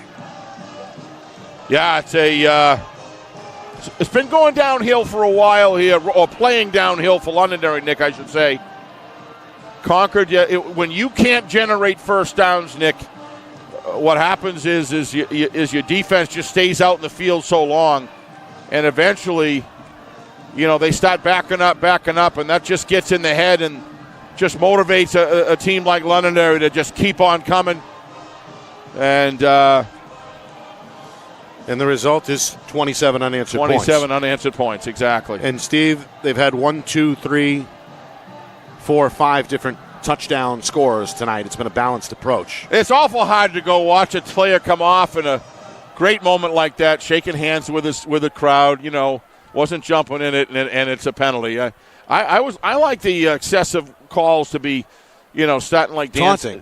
Taunting, right. and there was no taunting. I don't He think wasn't that was even taunting. near a defensive play. He went over there and celebrated with his fan, Right. with the community. And I don't know. That's a tough one. But at the same But time, they're doing their job. Right. That's what the rule is. So in defense of the officials, absolutely, things like this, when it starts to get lopsided, Yeah. can start to boil over. and it's their especially job. in a contact It's sport. their job to Right. follow the rules that they're supposed to officiate. I take nothing away from them making the call. I'm saying it's just too bad that it has to happen because it's a beautiful thing to watch.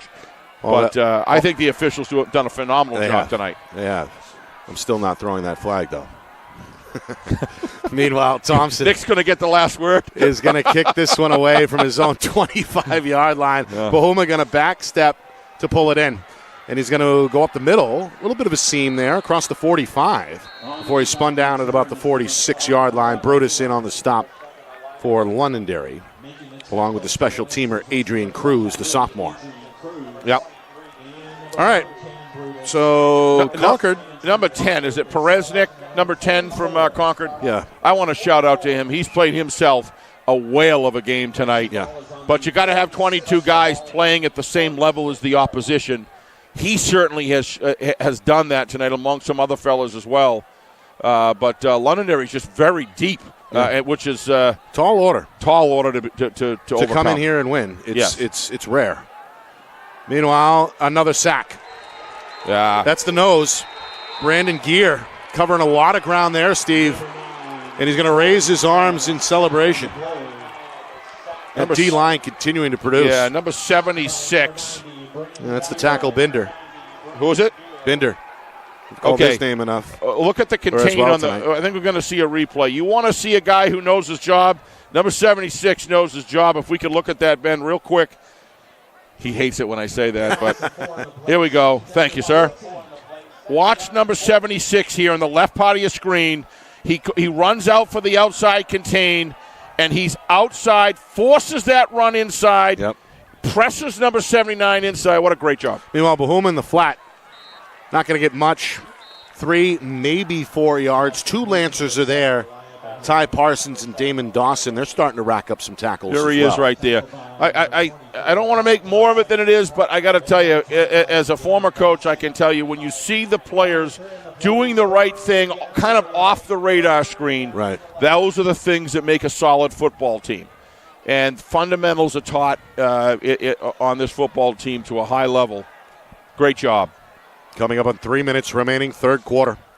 Londonderry firmly in the driver's seat. Concord trying to piece something together here and get Nice. on the board for Oh, the first what a time catch. since the first quarter. That's a good catch, is right. As the junior Brett Tuttle, About a yard who has short. held his own tonight, able to reach backwards to pull that one in. But you're right, he's tackled just in But front again- of the first down marker. It'll be 4th and 1. Again, Nick, it's a quick hit. Everything they've done quick hit, for the most part, has been successful. This ball was in this receiver's hands within 1 second. And every time that they do that, they're able to move the ball methodically down the field. That's the only way offensively that you can take on a defense that probably athlete to athlete is superior to you at this point in the season. 4th and 1, huge play. It's a sneak up the middle, and Nyhan is going to convert. Concord now 2 for 2 on the sneak attempts on 4th and short. I mean, you could Get either that one there you up could- to you could the either- Londonderry 40-yard line. You could either move Bahuma up as a fullback, get him quick hitting to the hole, or you could put him out at a wingback and run him in jet motion. At least going up inside the tackles is not working. But you got to get him a head of steam, either quick through the line or get him a legitimate head of steam going east to west so he can get one-on-one with somebody and shake him loose. Let's see what they do with him here. He's at the No, tail. it's the same thing. They go back to him on the eye. Big hole this time off a left tackle. Yes. He's going to get 6, maybe 7. That matches his previous long run of the night of 7 yards back in that first half. He must have got a good block from the left tackle, Nick. Let's see this on replay here. I think there was a pretty good wall there created, and it looked like number 55 was pinned in. Here we go. Watch the left side, the top of the screen. Number 55 gets pushed in. That's just great work by the left tackle. You give Bahuma an inch, and he'll get the rest of the mile for you. That's a nice block there. Got pinned in. Concord hoping to pick up another first down here. Counter run. Near side, this is Borkush, who has been busy. Pretty nice play there. Borkush scored the lone touchdown for Concord back in that first quarter. So here's what they do. And he picks up a first down. I'm sorry, here. Nick. I'm sorry. Yeah, they run a fake to Bahuma in jet motion to the left, and then they reverse pivot and hand off to the right. Wasn't a lot of resources out there, but they made a nice tackle, but not before they get a first down here. So this offense here, looking good. Different play selection against the Londonderry. If you ever play them again, this is what you have to do. Final minute here, third quarter. On a 1st and 10, they fake to the fullback. They go back to Borkush, and this time he's tracked down from behind. That's Taliadoros with the tackle as he comes in pursuit and limits the ball carrier to only a yard gain. It'll be 2nd down and 9. Yeah, just too much time to develop. Look at he's straddling the line. There's just too many players in position right there. Taliadoros able to stay home. Yeah, whether you're throwing it, whether you're not going to get through that Londonderry defensive group. It's been an impressive performance for Londonderry through 3 quarters. As the Lancers have rattled off 27 unanswered, they lead by 27 as we head down the stretch. 4th quarter on the other side. Lancers looking to open the season with a victory. You are watching our Friday Night Lights New Hampshire Game of the Week, presented by Beals Insurance.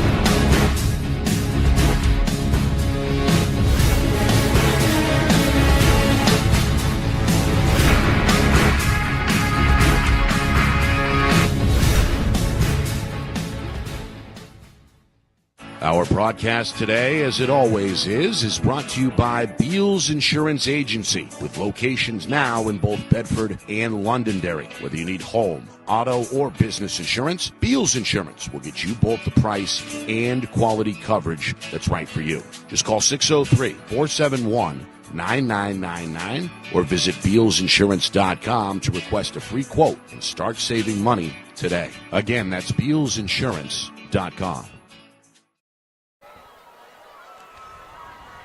Well, it's been a fun night here at Lancer Park. Always is. In Londonderry, Nick Anastas, Steve Beals with you. It's our Friday Night Lights New Hampshire Game of the Week, presented by Beals Insurance, a rematch from Week 1 of last year between 2 of the top 5 teams in the New Hampshire Union Leader preseason poll.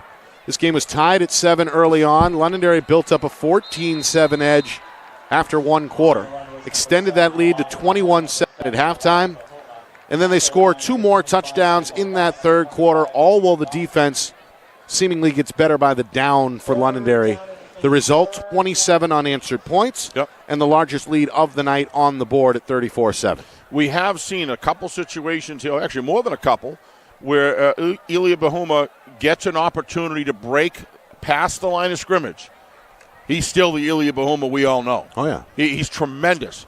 But no running back, no matter who it is, if they can't ever get started and even get to the line of scrimmage. They got Bahuma on the wing here. Yeah, that's absolutely. And they're going to give it to a new ball carrier. Great block by Bahuma. That's the senior Connor Hughes trying to fight for yardage inside the Londonderry 30-yard line, seeking the 25. He's going to be stopped at about the 26. That's going to bring up a 4th down.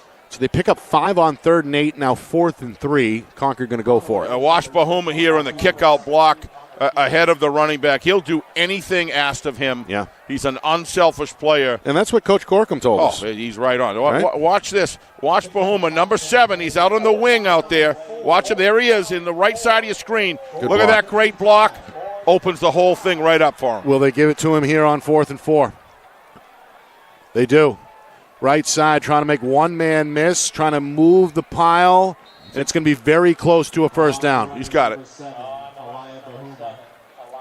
Londonderry eventually able to slow him. Tackled by number 64, Charlie Lance. Charlie Lance, Jaden Navarro were there.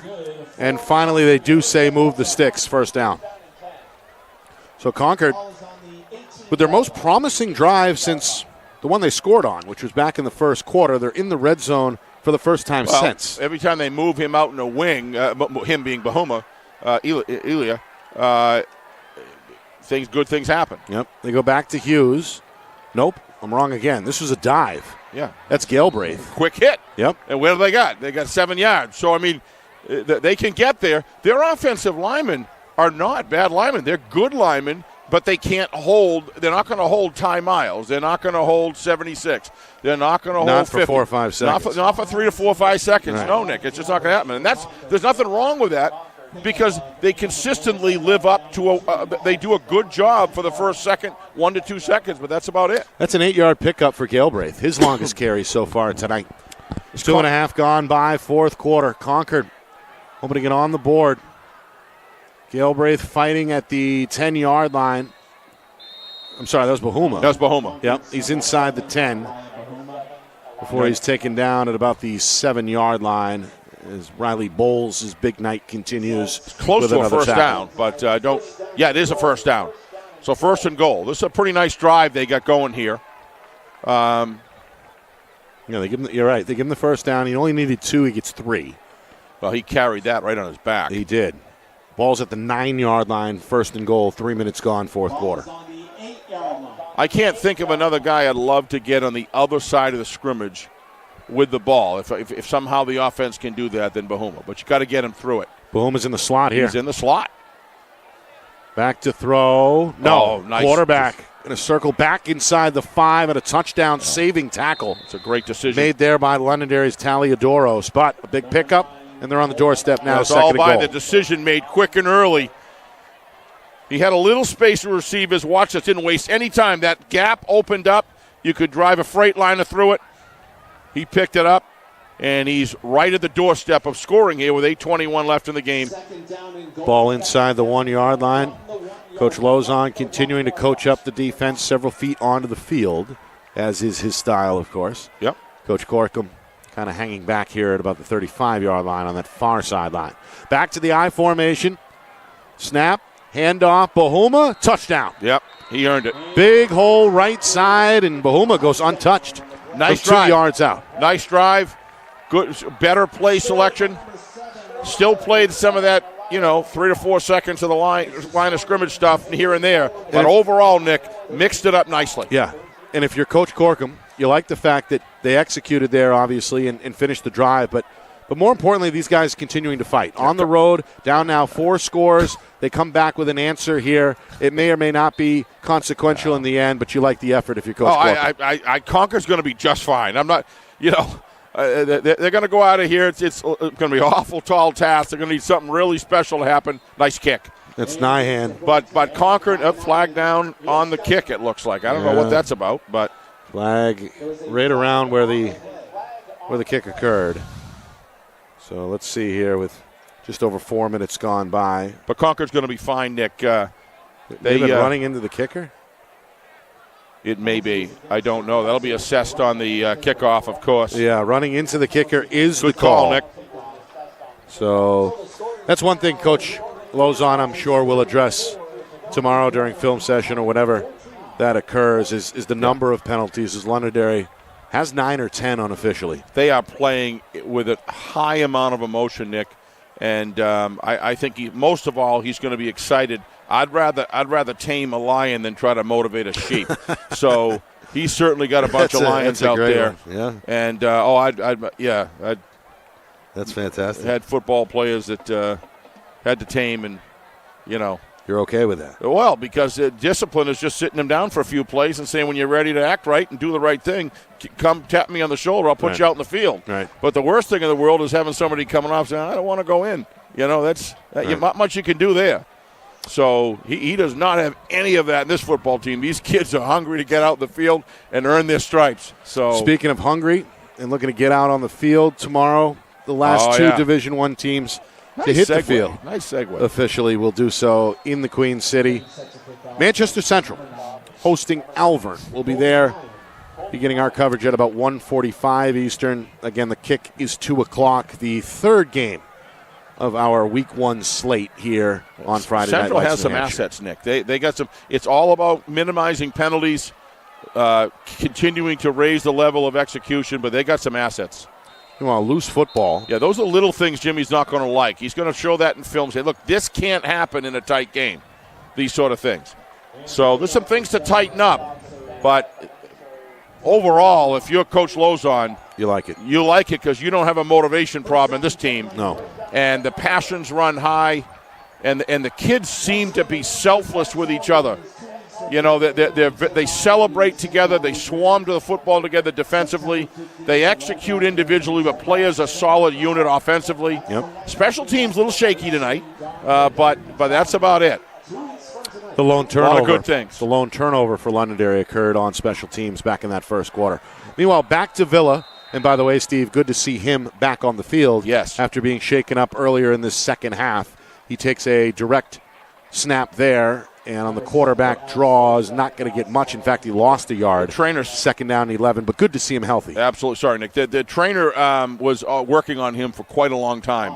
So he had quite a cramp, but they were able to unknot it. Yep. And I saw he was walking well. He went right back out in the field. So that Londonderry training staff has been busy tonight. Yeah, they sure have. But every kid they've worked on has been back in the game. Yep. Nearly 5 minutes gone, fourth quarter. Londonderry has been in the driver's seat most of the way. They've got a 20-point lead on the board. Nice. And they go back up the middle. This is Carson Palma, and the made a junior nice is cut. off to the races.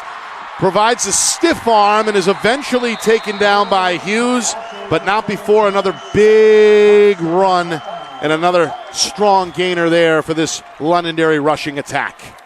Yeah, they just don't quit. Watch this. Watch the hole.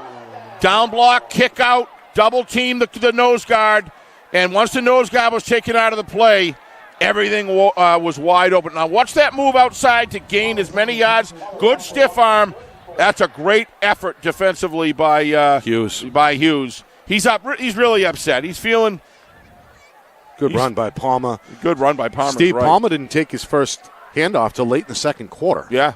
Scored on the long touchdown run back in the third quarter and ripped off one of nearly 45 there. Nice edge. Meanwhile, here. Sheena, he's been busy tonight, and he's got his team back inside the 20-yard line. Steps out of bounds just shy of the 19. Well, Sheena ripped off a 51-yard touchdown run back in the third quarter. Most runners have a good outside step kick upfield. That's what you look for. Sheena has a good inside step and then kicks outside. And he does as good as anybody I've seen tonight and last night. We've seen some good running backs. I mean, Exeter had a 1-2-3 punch last night. They did. Woohoo! They did. Let me tell you. And Londonderry. Watch this kick out. Londonderry spread the football out tonight. Sheena really like the ball and Palma, control. two of the many that have carried the football tonight successfully for Londonderry. And they've had four quarterbacks all take snaps tonight, including this kid, Villa, I should say. Yep. In the shotgun here, he's got a man in motion, fakes to him. It's a quarterback run. He's got a hole, and he's in the end zone for the touchdown. A 20-yard touchdown run by Alex Villa. The junior threw a touchdown pass back in the first half, scores on the ground here to make it now 40-14. One of the things that excites me is last night, Nick, we saw some great offensive line play by both teams, but in particular, Exeter last night, the offensive line play was tremendous. We're seeing it. It's an art that's coming back because the value is understood on a football team of how important that is. And Londonderry's doing a terrific job blocking tonight. They are just dominating the line of scrimmage, but they're very technically sound, and the holes are opening up exactly where they're supposed to. Thompson extra point tries 5 for 6 on the night. He's got a nice leg. Make it 6 for 7. That one had plenty of hasn't missed distance. one yet, has he? No, I missed one. Oh, did he? Yep. 6 for 7. So, 41-14 as we approach the midway point of this fourth quarter. Londonderry looking good as we enter into the 9 o'clock hour here on the East Coast. Devin Bowles is kind of meatier and thicker than Riley was, Nick. A little taller. A little taller. Both of them were stellar football players, but Riley's Devin's a load, and Riley more wiry, and but both of them have that engine that just doesn't quit. Yeah. And the instincts that they have to take over a game. I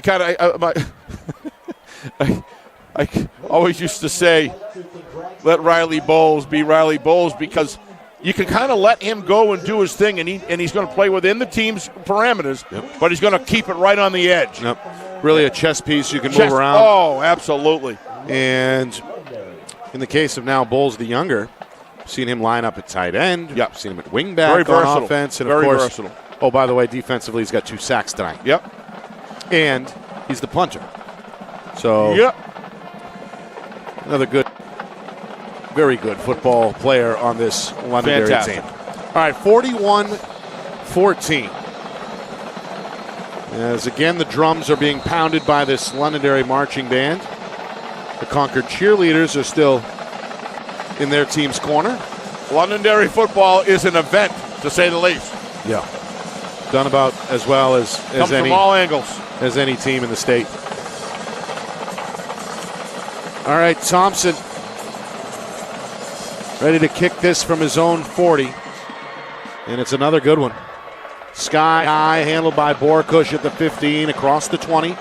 Looking for room in the middle of the field. Gets up past the 30 before he's planted at about the 33-yard line. Good tackle there on special teams by John Ingsleys, the junior. So that'll bring out the Concord offense here, 1st and 10, officially from their own 32-yard line.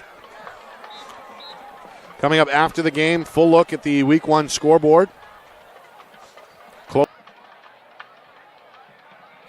And Bishop Girton will get you that score. Of course, the usual Have you amount. been sneak peeking those scores? And we'll see. All right.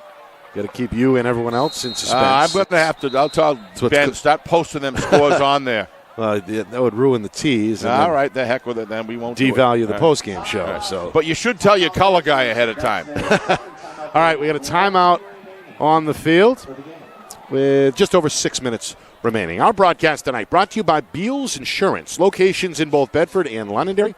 Whether you need home, auto, or business insurance, Beals Insurance. Get you the price and quality coverage that's right for you. Visit BealsInsurance.com. By MG Sports Fundraising. That's fundraising made easy.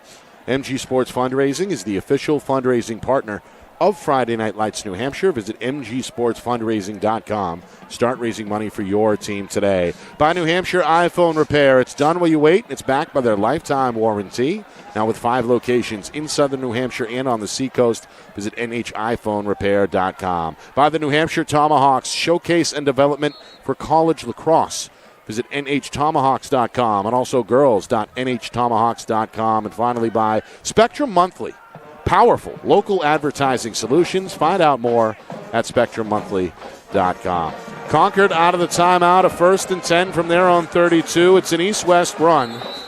And Borkush does make something out of nothing. In fact, he's near the 1st down marker after a gain of 10. They will move the sticks as he's out to the 43-yard line. Now, if you're just joining us, Londonderry struck first as Connor Williams hooked up with Matt Carroll at the end of the first Lancer drive. 7-0 Londonderry about midway through that first quarter. Concord responded with a Jackson Borkush 71-yard touchdown run that was matched a moment later by Londonderry's Sam Ogden on a 65-yard scamper. It was 14-7 Lancers after one. That lead stretched to 21-7 late in the second quarter after Alex Villa hooked up with Seth Dion. 21-7 was our halftime score. Meanwhile, on 1st and 10, the toss is going to advance the ball up to about the 50-yard line. So a gain of 6 there on a good-looking run there by Brett Tuttle. Early on here tonight, 3rd quarter, Londonderry, they got the ball and added to that 2-touchdown lead on a Carson Palma 22-yard touchdown run, 27-7 midway through the 3rd, and then highlight-style run from Jake Sheena, 51-yard touchdown, 34-7. That was Londonderry's largest lead. Meanwhile, on 2nd down and 4, Concord goes up the middle. and they'll move the pile and the sticks after a gain of 5 by the fullback Gabrith.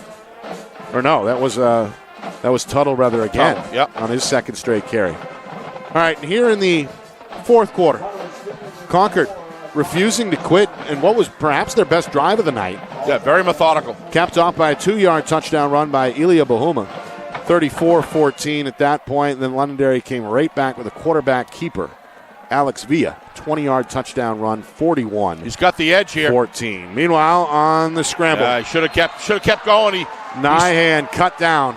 He had the edge around the corner, and he kind of pulled back to make a pass. That slowed him down, so he got pulled down from behind. Owen Rondo tracked him down. Watch this. He completely has the edge fooled here. He's got him, and then he slows down, and that's the difference maker between being able to gain about 15 to 20 yards. Good tackle. Oh, just never giving up. Look at this effort. Tackle there. But that slows him down, and as opposed to just continuing the run, there was nobody down there. That is an awful hard thing to do, to be going full bore and then go back and throw a ball downfield. If it's there, take it. Down to 4 minutes. Concord looking for one more touchdown before the night is over. Bahuma looking for a big run here on an end around. That's a great stiff effort. arm is there, and that's enough for the first down. Well, he knew where the first down marker was, and he stiff-armed him until he got around. I love this guy. I think he's a great runner. He's going to have a great season. Yeah. It's not working for him, working for the overall Concord Genetic against this right out of the gates Londonderry Lancer team, Nick. But that was his longest run of the night. Yeah, of 13 yards. He's a gifted runner. Great work. Great work. Vicious stiff arm. Yep. Up to the face mask. Nice job by Ethan Wheeler to hang tough. Yeah, and eventually bring him down. You're on offense. Run like it. And he does. 1st and 10. Play action pass. They swing it into the flat. Bahuma's there. There's a flag on the play as Bahuma's ridden out of bounds after about a 4-yard gain. Was there a flag, or was that just a football being tossed around in the background? I don't know. That they're going to mark it. Sorry, I saw something go up in the air. I guess it's one of the youngsters playing catch. Nice run. Nice reception there. That ball was a tough one to catch, and Ilya grabbed onto it. Maintained the concentration. Yep. And pulled it out from out in front of him. And if he's going to be looking at the college level, that's going to be an asset to be able to catch as well. Yep. And they got him out at wing again. 2nd and 7. Ball inside the 30 at the 29-yard line. Back to throw. Nyhan, a bullet. It's caught by Tuttle. Yeah, see. Is he in front of the stick? Yeah. Very close to a first down. See, this offense is much more creative, Nick. First down. In my opinion, this offense is much more creative, and it gives them an opportunity not just to allow Londonderry to stay in the box. They're forcing them to move a little bit. Yeah, on the second half touchdown drive, it was balanced. And this one taking on the same field as they are inside the red zone for just the second time since halftime. 3.5 to go. On 1st and 10 from the 18 officially. It's a counter. Nothing there. Nope. No running room for Connor Hughes as the edge protected well there by Londonderry. Again, it's a play that takes 4, 5, 6 seconds to get past the line of scrimmage. Just too long to develop. You're not going to fake anybody out. Londonderry stays home. They're very, very disciplined on both corners. The idea is to turn it up, push the run on either side into the linebacker core in the middle of the field. Right. And they're not going to miss that very often. And as we talked with Coach Lozon last night on FNL Gridiron, that interview is up, by the way, on our YouTube channel, FNL NH Media, but also off air with some of the assistants. The concern was maybe, we run a 3-4, and 3 of our 4 linebackers are new this year. Yeah. I'd say some of those concerns were assuaged tonight. Yeah, new as opposed to what? Here's a stiff arm by the quarterback. Nyhan fighting for yardage. He's going to be tackled inbounds along that far sideline, just inside the 15-yard line. Yeah, I think you've got to give him the opportunity to do that more. If that edge is there, he's a pretty good little runner. I'd give it to him. Force the guys outside. Force the techniques to widen out a little bit. Force the linebackers to hold the outside position. And just leave the Mike alone in the middle, and then you run Bahuma up the middle. See, Right, see how they're widening out a little bit. The linebackers are widening up. See, there's a play to run it quicker. 3rd and 5. Quick throw, incomplete. Tried to find a man along that far sideline. If you saw that defensive set there, Nick, that's the time to run Bahuma up the middle. You got the outside linebackers way outside by the defensive ends, and you got one Mike linebacker and the 2 safeties to run deep. There's the time you run Bahuma right up the middle. Incomplete, intended for Tuttle, and now 4th and 5. Just outside at 2 minutes to go, 4th quarter. Some folks have seeked the exits, but most of this crowd of nearly 3,000 still here and hoping for a red zone stop from the Londonderry defense. 4th down and 5 from the 13-yard line. Handoff. Stretch play by Hughes. Turns the corner. Is met with resistance near the first down close? marker. It's very close. No signal yet either way. 52, Cooper Freitas. Yeah. Well, awful nice of the Londonderry Fire Department to come up and visit. 3 guys coming right out here in the tower. Meanwhile, the 4th down was stopped as the Londonderry offense is going to come out. That's a big tackle by Cooper Freitas, the junior. So the turnover on downs is going to give Londonderry the football back with inside of 2 minutes remaining. Yeah, you mentioned the fire department. A couple of the firefighters were up here with us. Yeah, 3 of them were. I thought we were in trouble. Up here on the press deck with us. Yeah, I wasn't sure what was up, to be honest. I said, I'm sure as an insurance man, you fear the worst. Well, I said, we going to get lacked or something? He says, no, you're good. We just wanted to see what was going on up here. It looked like fun. So, yep. Awful special people, those guys. Yeah, we saw several of Londonderry's finest in the crowd as well. The police department and the firefighters. Some of the paramedics are here. Yep. I'm sure the town manager and the town dog catcher are somewhere in this crowd My brother as well. was a captain on the Eastern Fire Department down in Massachusetts for 35 years. Meanwhile, they are special people. Another new ball carrier in the game for Londonderry. This is Adrian Cruz, the sophomore, who had a couple of sticks defensively, or rather on special teams on kick coverage earlier tonight. Gets rewarded with a carry here, but it doesn't go very far. In fact, no gain. Second down and 10 as we approach the final 90 seconds here. They really want to kick. This is where, even though the game is over, you want to experience, and reps are so important. Live reps against another team are so important. Plus, it gives your team something to build on. It does. They're going to go into V, the next looks week. like the V position here. Yep, it's a shotgun snap and a knee. Yeah. But the officials are not having it. They're going to throw the flag. I don't know why. But they'll slow it down a little. Stop the clock. Reminder coming up. Kind of defeats the whole purpose of victory formation. It really does. But coming up, as we mentioned, post-game show, full recap with stats and highlights. And then some of the scores are starting to come in now, Steve. So, all right, let's hear it. You won't have to wait. We got a little break long here. Let's make this last minute productive. Come on. Do you want them to tune into the post-game show? They'll still. That's what's called a tease in the business. Right. You say, you got to give them something to look forward to. No, I think they'll probably, if they're going to go turn off and go 90 time, they're going to do it regardless of the scores. All right, they're going to take a knee, and this time do it right. That will restart the clock as we're now inside of 45 seconds. Lancers will be in action, I think, a week from tonight. Let me double-check that. We'll take a 1-0 record with them. Concord will look to rebound with their first win next week as well. All right, final snap here with 20 seconds. The knee goes down, and Londonderry is going to celebrate. That'll do it. Yep. A solid 48-minute performance as Coach Lozon, on an emotional night, sees his team put together a rock-solid four-quarter performance. They beat what was a top-5 team, and they do it convincingly here in front of the home fans by a final score of 41-14. Well, that's why the games are played, Nick, to see where you are. And if I'm Londonderry, I'm Coach Lozon and the coaching staff, there are things to continue to improve on in the film room. There are some things they can improve on, but attitude and playing together are not one of them. They are right a very, very tight group. On the Concord side, if you're going to have an offensive line that's going to go up against a defensive line of that caliber, you got to continue to do what I thought that Coach Corcoran did the right thing by changing things up a little bit in the second half. Yeah. They were moving the sticks. They were getting some first downs, and those were with the starters in. And they were able to improve on that.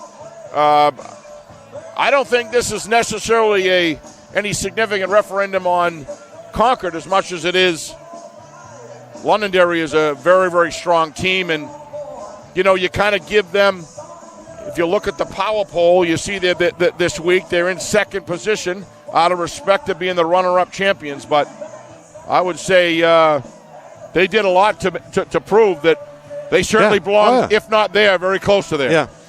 By the way, Steve, the NHIAA website has both these teams off next week. However, I don't believe that the out-of-state opponents are listed on that schedule. Oh, I see. Okay, yeah. So they may both be in action against other teams from outside of the state. So we'll see if we can get to the bottom of that in just a moment. All right, postgame is next. I'm going to get Steve the scores. I'm going to get everyone else the scores. And we'll recap this one in its entirety as well. Anything interesting worth waiting for? You'll have to wait and see. All right, here we go. 41-14 is the final as Londonderry celebrates. Here on Friday Night Lights, New Hampshire, we are presented by Beals Insurance. Our broadcast today, as it always is brought to you by Beals Insurance Agency, with locations now in both Bedford and Londonderry. Whether you need home, auto, or business insurance, Beals Insurance will get you both the price and quality coverage that's right for you. Just call 603-471-9999 or visit BealsInsurance.com to request a free quote and start saving money today. Again, that's BealsInsurance.com. How can you reach your team's fundraising goals at no risk and no cost? MG Sports offers a variety of products to make your team's fundraiser a success. Their products include tickets and discount cards to hundreds of local businesses. MG Sports now has a digital platform where athletes can raise funds in the comfort and safety of their own home. Don't waste another season. Raise more funds than ever before and become another football program in New Hampshire that sets fundraising records every season. MG Sports, fundraising made easy. Visit mgsportsfundraising.com to start raising money for your team today.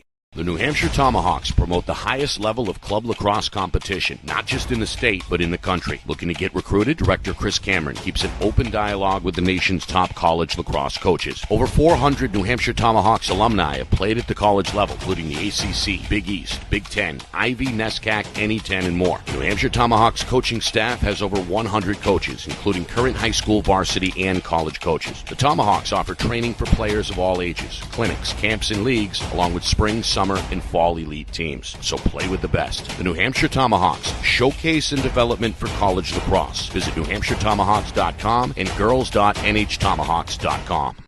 Hey, I'm Chad, the owner of New Hampshire iPhone Repair. We're New Hampshire's most trusted and affordable repair shop for your iPhone, iPad, iPod, and even Android needs. Don't worry, we're affordable, reliable, and we back our parts with a lifetime warranty.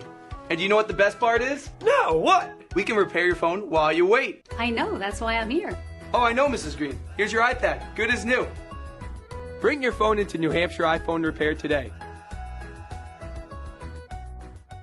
Buy local and save big. For over 26 years, Spectrum Monthly has been providing great local offers from businesses in New Hampshire and Massachusetts, delivered to your mailbox every month. Spectrum is chock full of savings from your favorite businesses. From local restaurants and retail stores to entertainment, fitness, and home improvement services. You'll have easy access to thousands of dollars in savings, including exclusive offers for Spectrum readers. Every month, enter our readership contest for a chance at winning cash and local gift certificates. Spectrum Monthly, no one brings you better offers. Well, this one was all Londonderry tonight as they open up the season in big fashion, 41-14. They're having some fun down there on the field. This team does enjoy itself. Concord certainly competed tonight, but things did not go their way. So you can see Coach Corkum and his staff talking with the Crimson Tide. It got off on a pretty good note for Concord. Londonderry did score first, 12-yard hookup. Connor Williams to Matt Carroll made it 7-0 after Londonderry's first drive, but Concord had a quick answer. 71-yard explosion on a run by Jackson Borkush, tied the game at 7 late in that first quarter. The next play, Londonderry's Sam Ogden, the only snap he took tonight, went for a 65-yard touchdown run. Ogden was one of 4 quarterbacks to see action tonight for Coach Lozon as the Lancers led 14-7 after 1. Late in the first half, quarterback number 4, Alex Villa, hooks up with the wide receiver Seth Dayan, and it's 21-7 Londonderry at the half as a result. Third quarter, Lancer offense starts to open some things up as Carson Palma scores from 22 yards out, 27-7 midway through the third. Next possession, John Sheena. Big play up that far sideline, 51-yard touchdown run, 34-7 at that point after Londonderry rattled off 27 unanswered. Fourth quarter, Concord started to figure some things out offensively. Their best-looking drive of the night was capped off on a 2-yard touchdown run by senior tailback Elia Bahuma, 34-14 at that point. And then Villa wasn't done, had a 21-yard touchdown run of his own. So he threw one tonight, scored one tonight on the ground, and in the end it's 41-14. The Londonderry defense had their moments, a combined 4 sacks, 2 of them coming from Devin Bowles. And in his return to the gridiron tonight, our friend Ty Miles was as good as advertised. 1 sack, 1 tackle for a loss, and played at less than 100%, we'll say, in that second half. All in all, Lancers look pretty good, and the score shows it. 41-14 as Londonderry improves to 1-0. By the way, they're on the road next week in Massachusetts. They'll take on Chelmsford, and Concord's got a long bus ride. They're going to go up to Rutland, Vermont for an out-of-state game in week number 2. Steve, what'd you think? I would say that nothing ever changes in the game of football. If you have a great offense and defensive line and some linebackers that you can provide vision to, then on the defensive side and on the offensive side of the ball, that you can win the trench battle individually, matchup by matchup, and then as a unit win the overall battle, or win the trench, and you've got a football team. Yeah. And Londonderry, my biggest concern was who they had coming back. We knew they had Big Ty, but they got some. They just keep reloading, and I think they look extremely solid. And I think that, quite frankly, Concord just got beat in those 2 departments, and that's really why this score, instead of being 21-10, is 40 whatever it is to whatever it is. This team is extremely strong, and trust me, Concord's going to win football games. They're going to go against teams that they're better matched with, and they'll perform quite well. But Londonderry's just was amazing up front. Those linebackers were provided vision by the defensive line all night long, and they cashed in. So they got it running. All right, let's get to the scores here. Bedford, the defending Division I champs, held a 12-3 lead at halftime. They extended that lead to 33-3 after 3 quarters. So Bedford is rolling over Bishop Girton right now early on in the fourth quarter. Bit deep. Salem gets a win, 20-14. Doesn't surprise me. On the road at Keene. Congratulations to Coach Abraham. Yep. I thought they looked good last week. Yeah. Probably had a good week in films and good week in prep. So Salem jumps out to a 1-0 record. Portsmouth, big win over Spalding, 40-6 out on the Seacoast. That's a final. Goffstown, a 2-touchdown win over Nashua South, 33-20 is the final score there. North, they jumped out to a 17-0 lead at the half over Merrimack, and the 2 exchange scores in the second half. 24-7 ends up being the final as the Titans top the Tomahawks. Another shutout, Dover, 35-0 over Winnicott. Wow. Green Wave ranked in the Union Leader preseason poll. Obviously, well-deserved. Well-deserved, right. Obviously, yes. Some Division II scores. We'll start with Pelham, and this one hurts my heart a little bit, 49-0 over Manchester West. Pelham has not lost a game in years. Well, I think they should have been in the top 10. I'll just leave it at that, Nick. I would agree with you. I had them in there. Sauhegan was in the top 10. Yeah. And they show you why. 53-0. Over who? Over Hillsborough Deering. Oh, Hillsborough Deering. Yeah. Fall Mountain and Monadnock in Division III, they're going into OT, 12-12. is the score there. And one final score for you in Division 2, a shutout, St. Thomas over Merrimack Valley, 20-0. Steve, your final thoughts here tonight. Well, my final thoughts is that Jimmy had me hoodwinked last night. I mean, he was, every kind of crying about this and I don't know about that and everything else. And God bless him, he was good at it. And, but he's got himself a football team here. Yeah. I think they have more room to go up. Because of their they didn't play that great on special teams. The kicker did well, but I thought the special teams were a little bit weak. And as far as I'm concerned, there's some room for improvement. That's going to happen throughout the year. And as far as I can see, this team's got some great up. Their offensive line and defensive line is solid as a rock. They seem to be deep. They put in some subs in, and they were winning the battle. So Londonderry is as advertised. Certainly have earned in the top echelon of the league ratings. Concord, I think, don't get too far ahead of your skis thinking Concord's not going to win football games. They're going to get better. I think there's some adjustments that need on the to get Bahuma in the right places. Yep. Jim Corkham's a good coach, excellent coach. He will do that, and they're going to win some games this year. And it's a long season. Mm-hmm. Injuries can have a factor, but it's all about that upward movement every week. You mentioned the injuries. A couple of guys dinged up here tonight, specifically on the Londonderry side. Yeah. Coach Lozon, I'm sure, are going to hope to get them healthy this week before that out-of-state battle against Chelmsford next weekend. Seeing Ty Miles run off the field was in the halftime was a warm my heart. All right. I want him to have a great year. Want to thank Jimmy and his staff, everybody here at Londonderry. As usual, a great place to call a game, especially on the first Friday night of the season. We appreciate it. Of course, our Friday Night Lights crew working hard tonight. Again, the 1-2 punch behind the lens. John Barron, Kristen Beals, fantastic job bringing you the sights and sounds here from Lancer Park. And the man behind the curtain, orchestrating the whole thing, our director, the wizard of replay, Ben Beals, back in the Beals Insurance Studios. For Steve Beals, I'm Nick Anastas saying so long. One final reminder, we're not done yet. Tomorrow afternoon, we are in Manchester as Manchester Central will play host to Alvern. We'll be live on the scene at 1:45 Eastern ahead of that 2 o'clock kickoff. All right, final score here for the final time. Londonderry 41, Concord 14. This has been a presentation of our Friday Night Lights New Hampshire Game of the Week, presented by Beals Insurance.